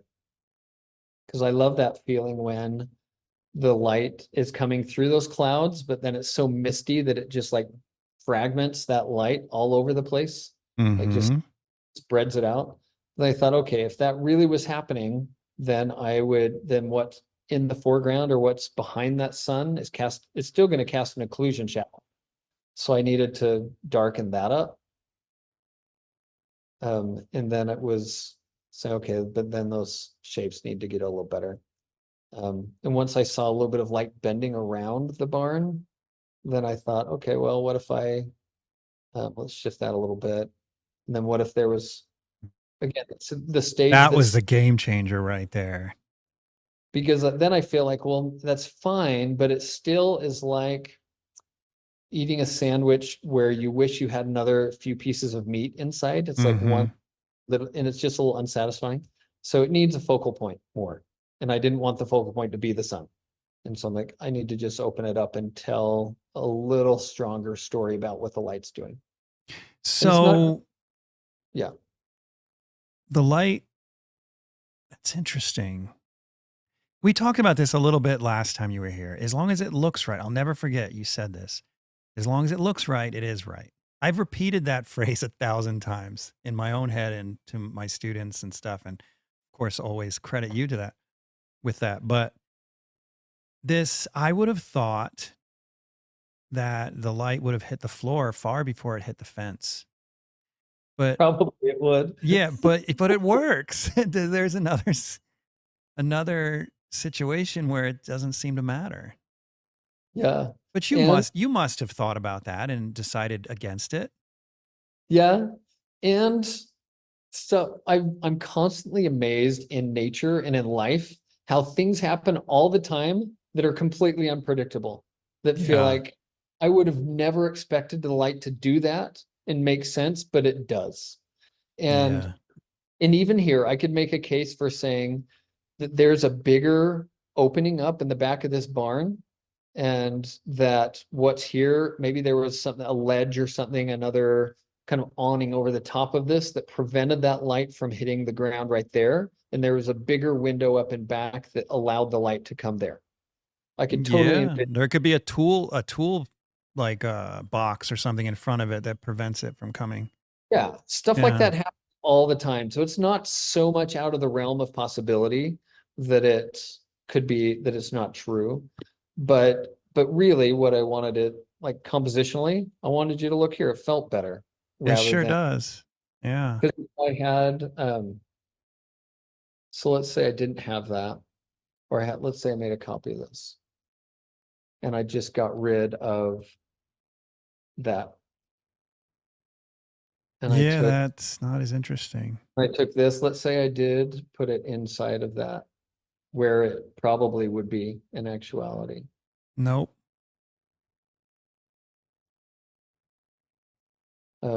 It just would be, Why doesn't it just doesn't work? it wouldn't be as interesting, No, I don't actually. want it's almost disconcerting. Like I want to see the fence. I don't want to see that. And then it in fact starts to flatten down the space by doing that. But this Did you try it? I'm just curious if you did try that. initially. The funny part is I didn't even try it because it was just like, no, that's where I wanted it. Maybe I didn't. I've So forgotten about you just thought right from the start, I want the light right here. it. Yeah, pretty much. Plus, I like the idea of it like glancing off the red of the gate Mm-hmm. and Mm-hmm. just heating up that gate just a little bit. Um, so That's where I got awesome. with it. Um, God, it makes such a difference. let's see. Do you think it works just because it helps you to enter the painting? I think It, so. I think it allows you to kind of walk into it a little bit. I think it opens up this gate a little bit, where the gate in some ways could be a closure that prevents you from walking in. The horizontals are so strong mm-hmm. that it feels like something preventing you from moving visually into the space, where maybe it opens that up and just makes you want to go open that gate a little bit, or Mm-hmm. makes it not so much of a barrier. Um, so yeah, I don't Hmm. know, but for yeah, so that's where we are. So when I say shapes, not things, like that's really what I'm talking about, right? Say, okay, these aren't sheep, they're just like it's a big shape, and then a lot of smaller shapes. And then once these are just shapes, even if it's, that this is a box with some smaller boxes that are sticking out of the top of it. Like once that's a box, and like maybe even three boxes, Mm-hmm. then I can move that, you know, I know how to make a box. So if I then want to push that box in a way that, let's say, maybe I want that sheep to be facing away from me just a little more. I know how to change a box in perspective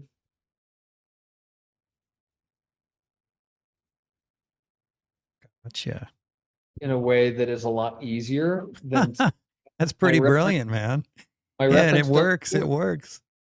And also we all did those exercises in school where we started out in art school like just painting a cube, right, on a table and say, okay, well, here's the shadow casting from it, and now here's the light side and the shadow side. And we got frustrated with that, thinking, I can't wait till I move on to real stuff.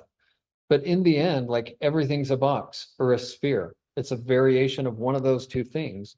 And if you can understand enough of a box, even both construction wise and then lighting wise, if I painted this enough times to know, okay, here's the top of this box and here's the shadow side of this box, then if I move the box around, I can start to understand, like, okay, maybe there's a little more light hitting the side of that box, and maybe it's dark on this side or whatever it is, Mm-hmm. where I can start to then change lighting in a space in a way that's much simpler than, well, I don't know how light hits a sheep. Like, of course I don't, but I do know what a box does. And so I can then simplify this thing down to a shape, and then I can move that shape around and rebuild it into an object once I've simplified it down to a shape. Does that make sense? Yep. Perfect So sense. that alone um, helps simplify things down in a way that you can take liberties. And then so much of it is then just saying, well, compositionally, what does it need? Um, and So you're not just talking about two-dimensional shapes and as they relate to design, you're talking about three-dimensional shapes as well. correct. Yeah. Hmm. So here's this reference that I thought was great. I loved the general placement of things. I loved where they were at in this yard. I loved the dark ground that they were on, and they're getting all this dirt up on their legs. But then you and I have both, we all know people who help us be our best selves, right? When you're with this person, they make you feel like you're funny and interesting and have important things to say. And you come away feeling like, oh, like I really am a good person when I'm around this person. And then other situations where you're like, I'm an idiot and stick my foot in my mouth all the time and can never say a right thing to save my life, right? Right. Really what you're doing with reference is you're with a painting, you're wanting to help this painting be the best version of itself. And so you're saying, okay, what are the good things I can maximize about this? And what are the quirks and ticks about this, if this is a person? How can I minimize those and pretend that, let's just downplay that. I'm not going to fully forget about it, but I'm going to say, that's not really what I see in this person. I see them as being really funny and well composed. So say taking this, say, okay, what helps this to be the best version of itself? Not how can I take this and make this a scene, a scene about the I don't know, middle of a war. It's like, no, I'm gonna go get different reference and go talk to a different person if that's the story I want to talk Right. about. So it's just about saying, how do I take this and start to then make it the best version of itself? And right now, this back building is so bright that it's keeping these sheep from being the best version of themselves. So I need to start pushing down on that. And I had some other reference too, that I had a sheep poking out the door. I thought, oh, that's really cool. I like that guy. But I don't want him to be so loud that he's upstaging the conversation. So I'm going to push him back in value. Hmm. And the whole thing feels a little bright because I know my camera does that. So I'm going to push down on that, but I'm actually going to erase out. If you can see subtly in this layer, looks like a map of Hawaii a little bit. Mm-hmm. It's because I made a layer that darkened up everything, but then I erased out of the layer where the sheep was here in the foreground. Because Okay. really, this is the guy that I want you to look at more. So I'm gonna get rid of, this little bit, this photobomb in the bottom corner. And I want to start talking about this. Maybe it's too much to the ground. Maybe I want to shift him up a little bit. Want to try out some different ideas of composition and decide, you know, is it flipped better the other way? I don't know. Um, It's funny how you get used to one direction. right? When you And flipped it, I was like, ooh, I know, and things look different. And then I say, well, I actually want this to feel a little more dreamy. And so I don't want it to be as dark and heavy as that. So maybe I'm going to lighten it up. And maybe that feels a little washed out. So I'm going to warm it up so it feels a little more dreamy. I'm going to pull it into this place. And maybe I want to darken up some spaces, but still keep my sheep a little brighter. And maybe I want to lighten up the background a little bit as it goes back in distance. But then I found that when I showed it to my wife, she said, I had come to accept this background as, because I knew what it was. I'd been there, it made sense to me. But she felt like it was really confusing. She wasn't sure what it was. It felt like it was this reversal of, like it was maybe, I don't know. It just felt confusing to her. So I thought, well, what if this was another, uh, maybe it was a barn opening. Maybe it needs to be darker so that these sheep read against that better. Um, so maybe let me try some of those things, but then that just felt too heavy. So what if it was um, a red barn instead? Um, and so what if I tried that instead? And it really helps to isolate these figures as as a stronger value difference. So wow, that was a good suggestion from your wife. I know she's brilliant. Yeah. So so anyway, those are some of the things I'm thinking about. And I'm still not sure if those are all the right choices. So I'll sit with So you it for a haven't while. you haven't I'll painted do this one some yet. little studies and then see kind of how I feel about it. But to the point, like shapes and not things, and not just basic shapes, but like simplified and informed shapes. It's not just saying, well, everything's a circle. It's like, I guess on a level that's true, but how I as you know, if you only had 5 strokes to paint a thing, you could make 5 messy strokes that don't inform anything, or 5 strokes that give the most possible information about that thing as possible. And that's Mm-hmm. what's so brilliant that we love about John Singer Sargent and things, is he was able to economize stroke in a way that those few strokes he used like said so much with so little. And Mhm. so some of it's about using simplified informed shapes. Then let's talk about landscape as still life. I talked about this a little bit, but when we talked about shapes, but you and I have both been out somewhere painting where we're like, oh, I can't, I've got to paint that because it's in front of me. But no, like you would never do a still life and like dump your still life objects onto the table and then think that you have to paint it wherever it landed, right? And so why in the world would we not think of this as the same way and say, well, this is just going to be a gross example, but just like you saw me edit out some things, um, why couldn't I say, well, I can move this shape, this sheep wherever I want to. Maybe I do like him over here, and maybe I want to flip him around. And so maybe I'm going to need to repaint some of the light on him, but maybe I want him to be there because I want him to counterbalance all these other sheep. And maybe I'm going to suggest that there's a shadow of somebody else over here. And so I'm going to paint this guy out, Mm. right? Start to put these other sheep here. And I can use some of my other reference that I took in the same day to fill in some of these gaps that in a way that's believable. Um, so Mm. maybe I want to do that. Maybe this is more interesting to me in a way that I feel licensed to then start to tell this story in a different way.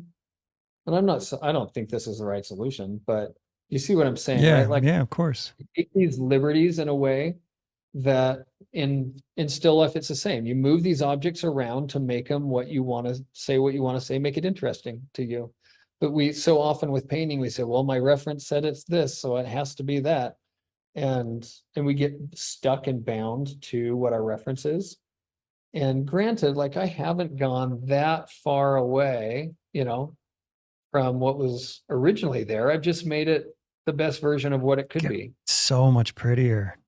Where if I just said, well, this is my photo, so I've got to paint from it, it wouldn't, these tangents of these these things in the back, that's actually a cutout in the door. It's like the sheep had gone up against it so much that they've gotten the sheet metal off of it. Mm. But it has these weird tangents with the sheep butt and the sheep back. And so it's like it just would have been such a missed opportunity to not tell a story that felt more intuitive to me and really felt closer to what I felt there when I was in the moment than what was actually there, right? What my camera was lying to me about. Incredible. So there you go. Can we, any questions at this point, or do you want me to keep going? No, go for it. Okay. Create a stage. We talked about that already. Yeah. And so it is just really saying, okay, even within this piece, like where I would creating more stronger contrast around this middle sheep and minimizing other distractions so that he could act on the stage in a way that he was the soloist, right?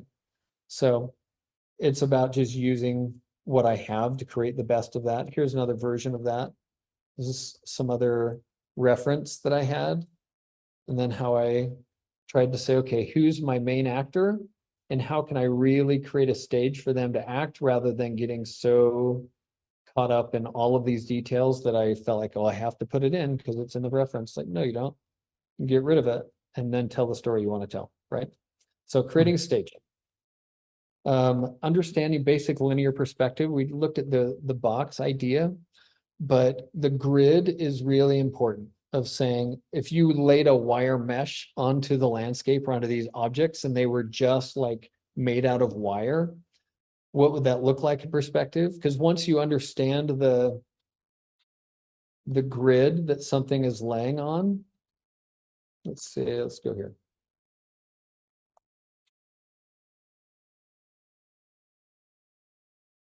Right, once I understand that I'm in this 2-point perspective place and what that grid is in this space and understanding that things are getting closer together as they go back in distance. Mm-hmm.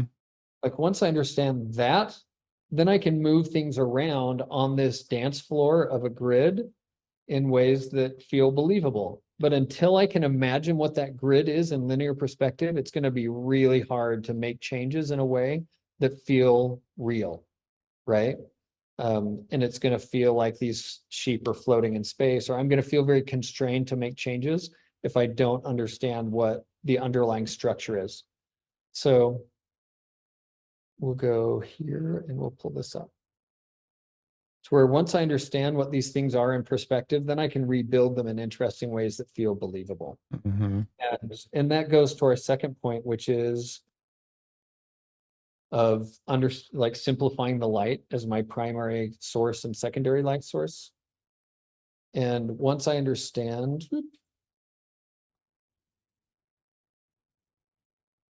that grid, then I can start to say, well, now how does light interact with this grid? Let me use a different color. Like, what's the light doing in this space? In a way that then I can say, oh, okay, like this is the light side, this is the shadow side. And once I know that, then I can start to like shift things around in my mind with shadows and such. Or if I want to change the light direction, I mean, that'd be a big ask on this painting. But if I wanted to say, okay, well, actually, I want the light to be coming from the other direction, then I can do that in a way that's going to be believable because I understand the basic structure of what's going on in a way that then I can rebuild it and it makes sense. Hmm. Now, I should say, once I start to like really wholesale change the light direction piece, you you maybe should just go back and get some different reference, right? Yeah, it If could you're get out really, of control. it can. The analogy I sometimes use is the analogy of backpacking, that when you drive, when you're backpacking or going on a camping trip, it's like you drive and you go to a parking lot, you park, and then you hike, and then you have your base camp, and then you hike up to the top of a mountain, and then you maybe have a little camp at a saddle, and then you hike up to the peak. And within each of these way stops, you're getting further and further away from safety, right? And more kind of tenuous if there's a problem. Mm. And your risk assessment is changing depending on how far away you are from safety. When you're at the car, you're like, okay, I can get back to a gas station, and get help if I needed to, that was 30 miles away. Right. Or, and then once you're here, you're thinking, okay, if something were to happen, we'd have to, how would we get a hurt person back to the car in a way that we could then get back to the gas station? And if you're up on this peak, you're probably going to take fewer risks knowing that if someone got hurt, you have to get back to this camp, to get back to there, to get back to there, to get back to there, right? So your risk tolerance gets much lower the further away from your base of safety that you get. Mm-hmm. Similar with reference, right? Like the further I get away from what I'm being given in my reference, the trickier it can be and the more uninformed it can be. And so I've got to be careful in the changes I'm making the further I get away from that base reference, if that Mm-hmm. makes sense. Oh, totally makes sense. And so Yeah. I know at a certain point, it's like, okay, I just don't have enough information and I need to go back to base camp and get some better information. And not sometimes that's back to your photo. Sometimes I've just gone back to the place itself and say, I just need to go back to this farm and take some better photos and paint on location and get some better paintings that I can now have the information to then inform the things that I want to say. Right. Yeah, that makes a lot of sense. There we are. So here we are into landscape as universal and a personal emotional response. We talked about that a little bit in the beginning with the NOAA pieces of here's how people feel about pokey and smooth objects. Here's how people feel about storms versus kind of light, open, airy skies. So that's just kind of tapping into these basic ideas Mm. of what things would feel like to most people. And then I know that because of what most people feel, they're going to feel a little more hopeful in this painting than they do in this painting. It just is. Mm-hmm. I've added some universal symbols of light in a way that help people feel what I want them to feel. It feels, and so I understand that enough to start to work that into a painting that maybe at a large scale, I think, okay, is somebody going to want a purely overcast piece in their living room? I don't know. Maybe they're going to want just a little more interest and a little more hope. And so I'm going to add a little bit of both in a way that makes it engaging at a large scale, in a way that I think somebody might might feel more appealing. I don't know. Mm. So let's go to landscape as memory. A little bit I talked about like wanting this to feel a little dreamier. Do you remember Yep. when I'm going to tell you a story about when I was a little kid and even into high school. I grew up on the farm and from a young age was out. And I think we talked about this last time, We but we might have, yeah. from a young age I was out wandering the fields in a way that it was just me in these wide open spaces. And so Mm-hmm. very specific memories of like much of my memory of youth is tied to the landscape. And I think probably a lot of landscape painters, maybe painters in general feel this way, but I experience life emotionally through the landscape. Um, again, we talked about sometimes the difference in gender of and maybe this is just more even personal, maybe it transcends gender, but the idea of like relationships. My wife has memories of things as relational to people and like, oh, well, I was with this person and this is, who they were and how I was feeling about them. And most of my memories are based on nature and landscapes.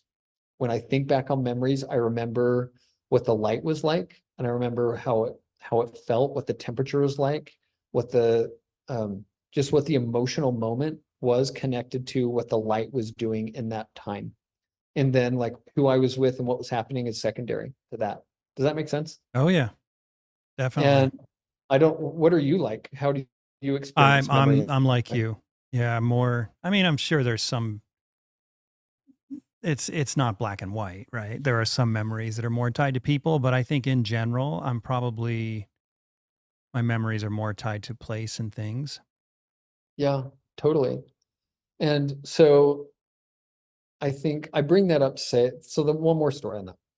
So then as I was young, even into high school, I remember, and this is maybe just a window into kind of how weird I was. I don't know. I would take one of my mom's really nice kitchen chairs, like the really nice kitchen chair, and I would carry it with me out into the field after they had plowed or after they had cut the hay.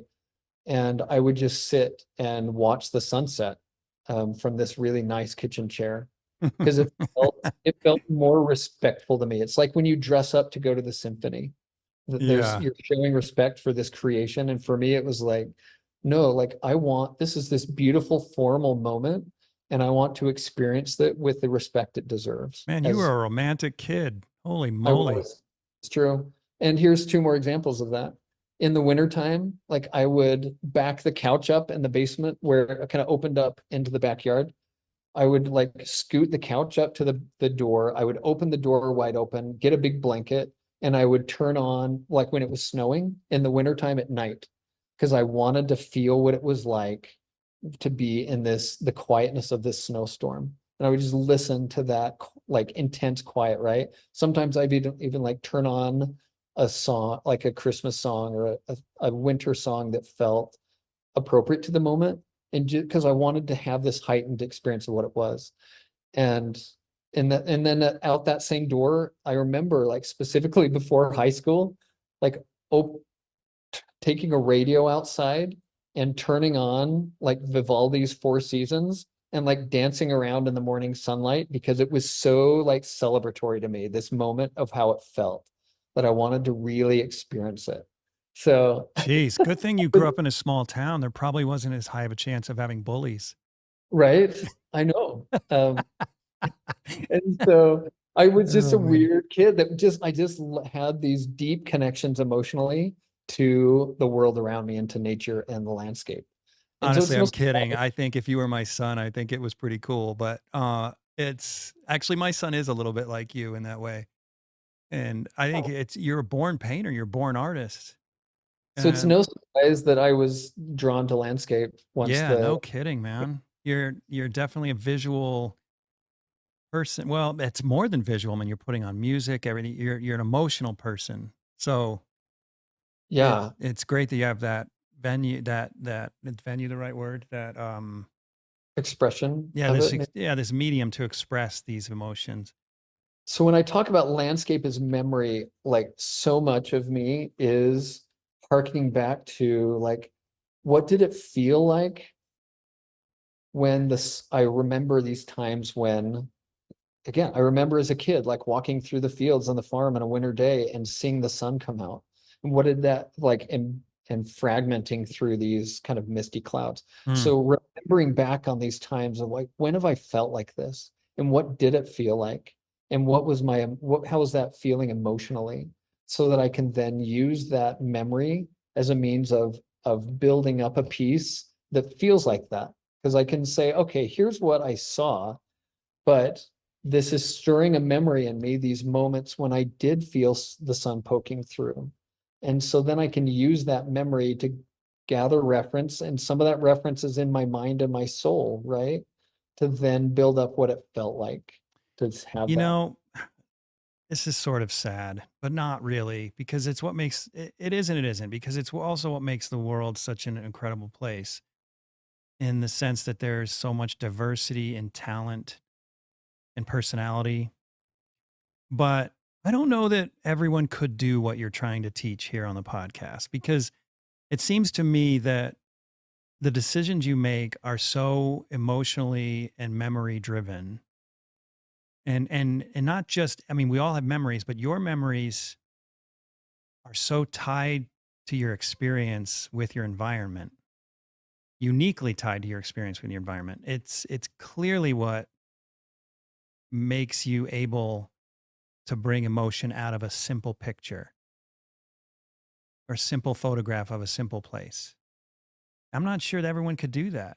I mean, not everyone can be Mozart, right? Not everyone can be Michael Jordan. Not everyone can be Michelangelo. Um, but I think there are certain gifts that you're describing. I know you're not meaning to describe them as gifts, but from my perspective, looking from the outside in, those are gifts that Mm, you're able to apply to these very mundane images. I mean, the sheep was interesting, were relatively interesting from the start because they're sheep, but that house was a really boring house and you made it magical because thank for you. some reason you felt something where I don't know that I would have felt something. I'd been like, yeah, it's a house. Okay, move on. Right. Or But and it's a barn. See, I don't even know what it is. That's how clueless I am. It's a barn. But then I think that's where our personalities come in. So yeah, for me, it's farm things, right? And Right. basic, simple things, because that's where I was as a boy, and that's what resonates with me. But for you, it's going to be something different, but you still have those memories and connections. So it's going to be in what you select and then how you choose to heighten that thing based on the experience you've had in that place with that type of environment. May Well, not for be me, I farm. wouldn't paint a barn because I have no emotional ties to barns, right? Right. But you It's can just paint not my things world. that you are connected to in a way that you're able, I think like the big wall of things that the Springville Museum has in their permanent collection, Oh yeah. right? The painting That that were nearly sent me to the funny farm. it's gorgeous. But you Thanks, had an appreciate it. emotional connection to those objects that you could transform them into this beautiful painting in a way that would have been very different than I would have done. Oh, do you know the story behind that painting? Because there's nothing, there's an emotion tied to it. That's for dang sure. But it's not like I you're mean, thinking. I know you like set it all up on and then No, like no. So that was a response to the 2008 crash, and I painted that for six. It took me 6 months to paint it, and I did it in it's steeped in anger for the entire 6 months. Because my wife and I had just invested. My brother had told me weeks before the market crashed, Jeff, you're sitting on too much cash. My career had taken off. I'd started selling paintings. we had more money than we'd ever had before, and I started putting all this cash in the bank. And my brother's like, "How much cash do you have in the bank?" He's like, "You got to invest that stuff." So I invested the cash, and 2 weeks later, the market crashed, and I lost half of it. Oh, And I remembered back to, and it's never, it grew back and has grown a little, but it never, it was a, I mean, I started from, it felt like starting from nothing, and it slowly over 15 years came back.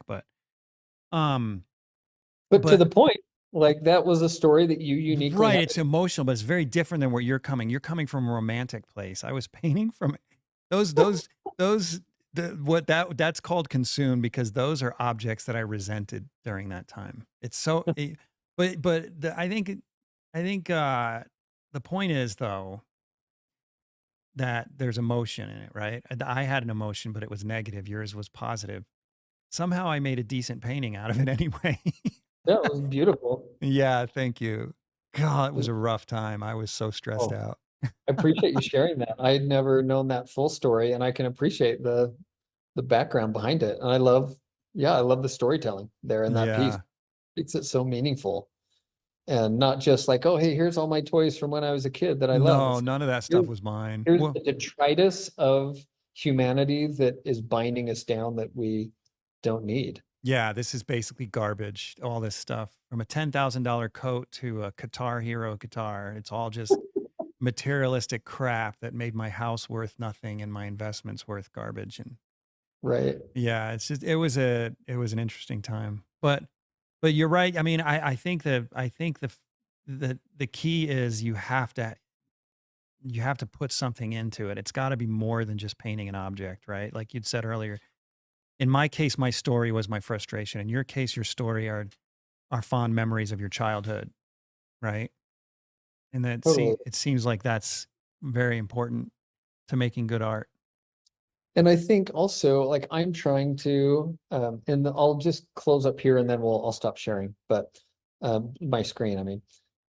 But so much of it in landscape as symbol or universal and personal emotional response, like I'm trying to say, okay, I'm sure other people have been on a walk sometime in their life, whether it's in the snow or not, and they've seen the light do something in a way that felt really beautiful to them. And maybe they weren't able to like put it into words even, but it made some change in them emotionally. So if I can harken back to those times when it did it for me, then maybe someone else can have a connection to that too, right? That it's more than just, Mhm. well, that's pretty, but maybe in a simple way, even though it's a simple painting, I can create a memory, like touch a memory in someone's heart that makes them remember a moment that feels real and resonant, right? And beautiful, Mhm. maybe in a way that they don't even aren't fully conscious of, but is deep inside of them. So good Mm. reference and time, just quick. We talked about this before, but it really is like good reference is vital. I'm not just making it up out of my head per se, And that it that's a really, relief, by the way, because it yeah, seems so impossible. totally. And so I haven't done this today, but I've got just folders of reference for so many pieces that I'm just pulling through, a ton of reference to be able to create in things that feel believable. Because if you do start to make stuff up out of your head and only your head, life is so complex that it will feel made up and it's going to feel repetitive over time. And you're going to start to just be a bad parody of yourself because you're going to come up with the same solution over and over and over. And you're going to have one painting that you do, and that's it. And Yeah. so you really have to go back to nature for the variety that you can't possibly hold in your head. That's where the truth is. And then time, just in the end, I find that so many people are different than me, but for me, I've got to just give myself lots of time to work through ideas. And Oh, I've been really? working I have to come up with it and then sit with it for a while, and then maybe paint a little study and then sit with it for a while, and then come back to it and say, well, okay, yeah, I actually really do need to make this more red or whatever it is. I rarely am just almost never would I come up with, get my reference, do a paint over in the day, and then be on to the final painting by the evening. Like I find that good painting just doesn't come that way, at least for me. Hmm. I need I need to have days and days, sometimes weeks and months to be able to sit with reference before I'm ready to fully know what it's about enough to even have a decision on it. Mm. And so it just takes time to sit with things, and like truth will be unfolded slowly over time in a way that it usually isn't in the moment. So when you're putting so much time into making art and planning art and not actually painting, but planning the art. I mean, sometimes you're doing studies, I get that, but how do you manage anxiety? Because I feel like if I'm not putting paint to canvas, I'm not making money.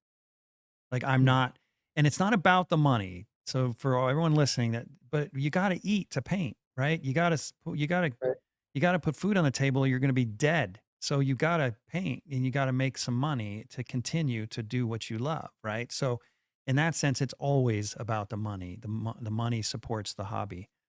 So that said, one of the struggles that I have is in planning. You know, if I take months planning a painting, I'm just like, oh my gosh, this doesn't feel like the work that I get paid for. Like Right. I'm so stressed out. Do you have a way of coping with that, or is this not even an issue for you? No, for sure. So yes, I do worry about that. And when I say months, I'm not exclusively working on that little study for months, right? Like I'm working at it at an hour at a time, maybe, and then setting it aside. Okay. And then, I'm on to a commission or a gallery piece. And so you kind of have this wave you're riding where, maybe it's at night for a couple hours, just as after the kids go to bed, that I'm staying up just digitally painting for a while to try out new ideas. Okay. And so I'm trying to fit it in, and then maybe as a reward after I finished a big painting, then maybe I take a couple days and digitally paint, like get a new crop of ideas, and then I can sit on while I do little small studies of them for a couple days. I find that like study time for me of like doing smaller studies and trying out new ideas, that typically is a reward that I'll give myself after a bigger Okay. painting. Yeah, that makes sense. And so then I'll spend a couple days doing that and before I'm on to the next big painting. Um, and so I'm constantly painting, but I'm just like working ideas on. So when I say months, I'm usually meaning like I'm usually painting a few months after or ahead of my reference, if that makes sense. Yeah. Okay. I'm painting the studies that I worked on a few months ago, or Okay. So were, you're never going weeks and certainly not months without painting, just in prep work. Okay. no, never. Yeah, I do. Yeah. And part of that is because if I were to do that, I need more data. Like if I'm just digitally painting, I don't have enough information to even know if that's a good painting. Like I've got to get to the canvas pretty quick on a little oil study of it to know if it works. Because all the time I'll have an idea that I think is brilliant, and then I start to paint it and I realize, oh, actually that's not a great painting. Um, Gotcha. and so I'll kind of go back and forth. But I'm definitely more methodical than other painters are. Like I know artists who love the spontaneity of it. They love like just having a photo and being able to like do all this concepting on the fly when they love like the No, exploration not me. of I'm them. not that way either.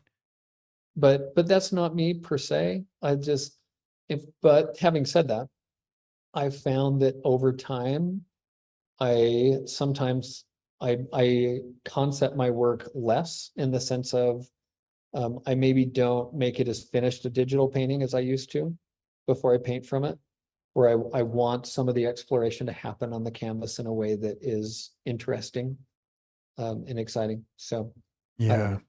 For me, I like to have a strong direction, but I almost always veer away from it. Yeah, But I hate going in blind. It's totally. too scary going in blind. Yeah, So, absolutely.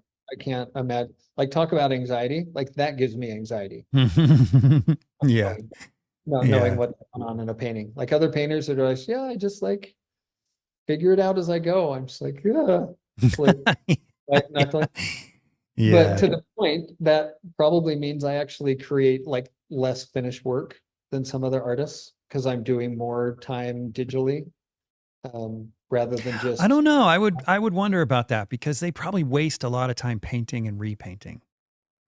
yeah, I bet there's a good chance, at least with some compared to some artists that are doing it the way you described. You probably cut out a lot of wasted time by going in prepared. I hope so. I would Um, think. And the thing that it does for me is that it allows me to attack the final canvas with a level of confidence, and even like brushwork, like a paint application can be a lot more confident because I know the direction I'm going, rather than feeling just hamstrung the whole time with like, I don't know if this is the right place to go, and painting tighter and less confidently because Yeah, I'm, that's true. but Yeah. so much of that is just personality, or like preference and personality, where maybe I'm just not as confident as other people. So Yeah. Who knows? Well, you're definitely a humble guy, but you seem like you got enough confidence to get by. let's go. So Well, hey man, I can't we're into this probably 2.5 hours. And the first one was about 2.5 hours. So and that's 5 hours of donating your time to this podcast, man. I seriously appreciate it. you're It's welcome. really, really generous of you. And one of these days I'm gonna come down and see your studio in person. I really want to visit you guys out, and I want to visit you. I want to visit Mark. I want to visit Casey. And then someday I'll go north and visit Josh, although I've seen Josh's already. Which But is, yeah, it's such a great space. it And is. Yeah. I do get jealous of his surrounding farmland a Oh, lot. I bet you do. So Yeah. beautiful. Yeah, I bet. Yeah, he's I lucky to just live have to out there. drive a little further to get those things. Yeah. Well, Jeff, Well, you're doing great work, and I appreciate you letting me talk a little bit today. You've been kind. thanks for tuning in to the Undraped Artist Podcast. If you enjoyed it, subscribe. And if you could, leave a comment or review. That really helps the channel. Please share the show with your friends, and if you're feeling generous, consider a monthly donation at theundrapedartist.com. Thanks again for watching. We'll see you next week.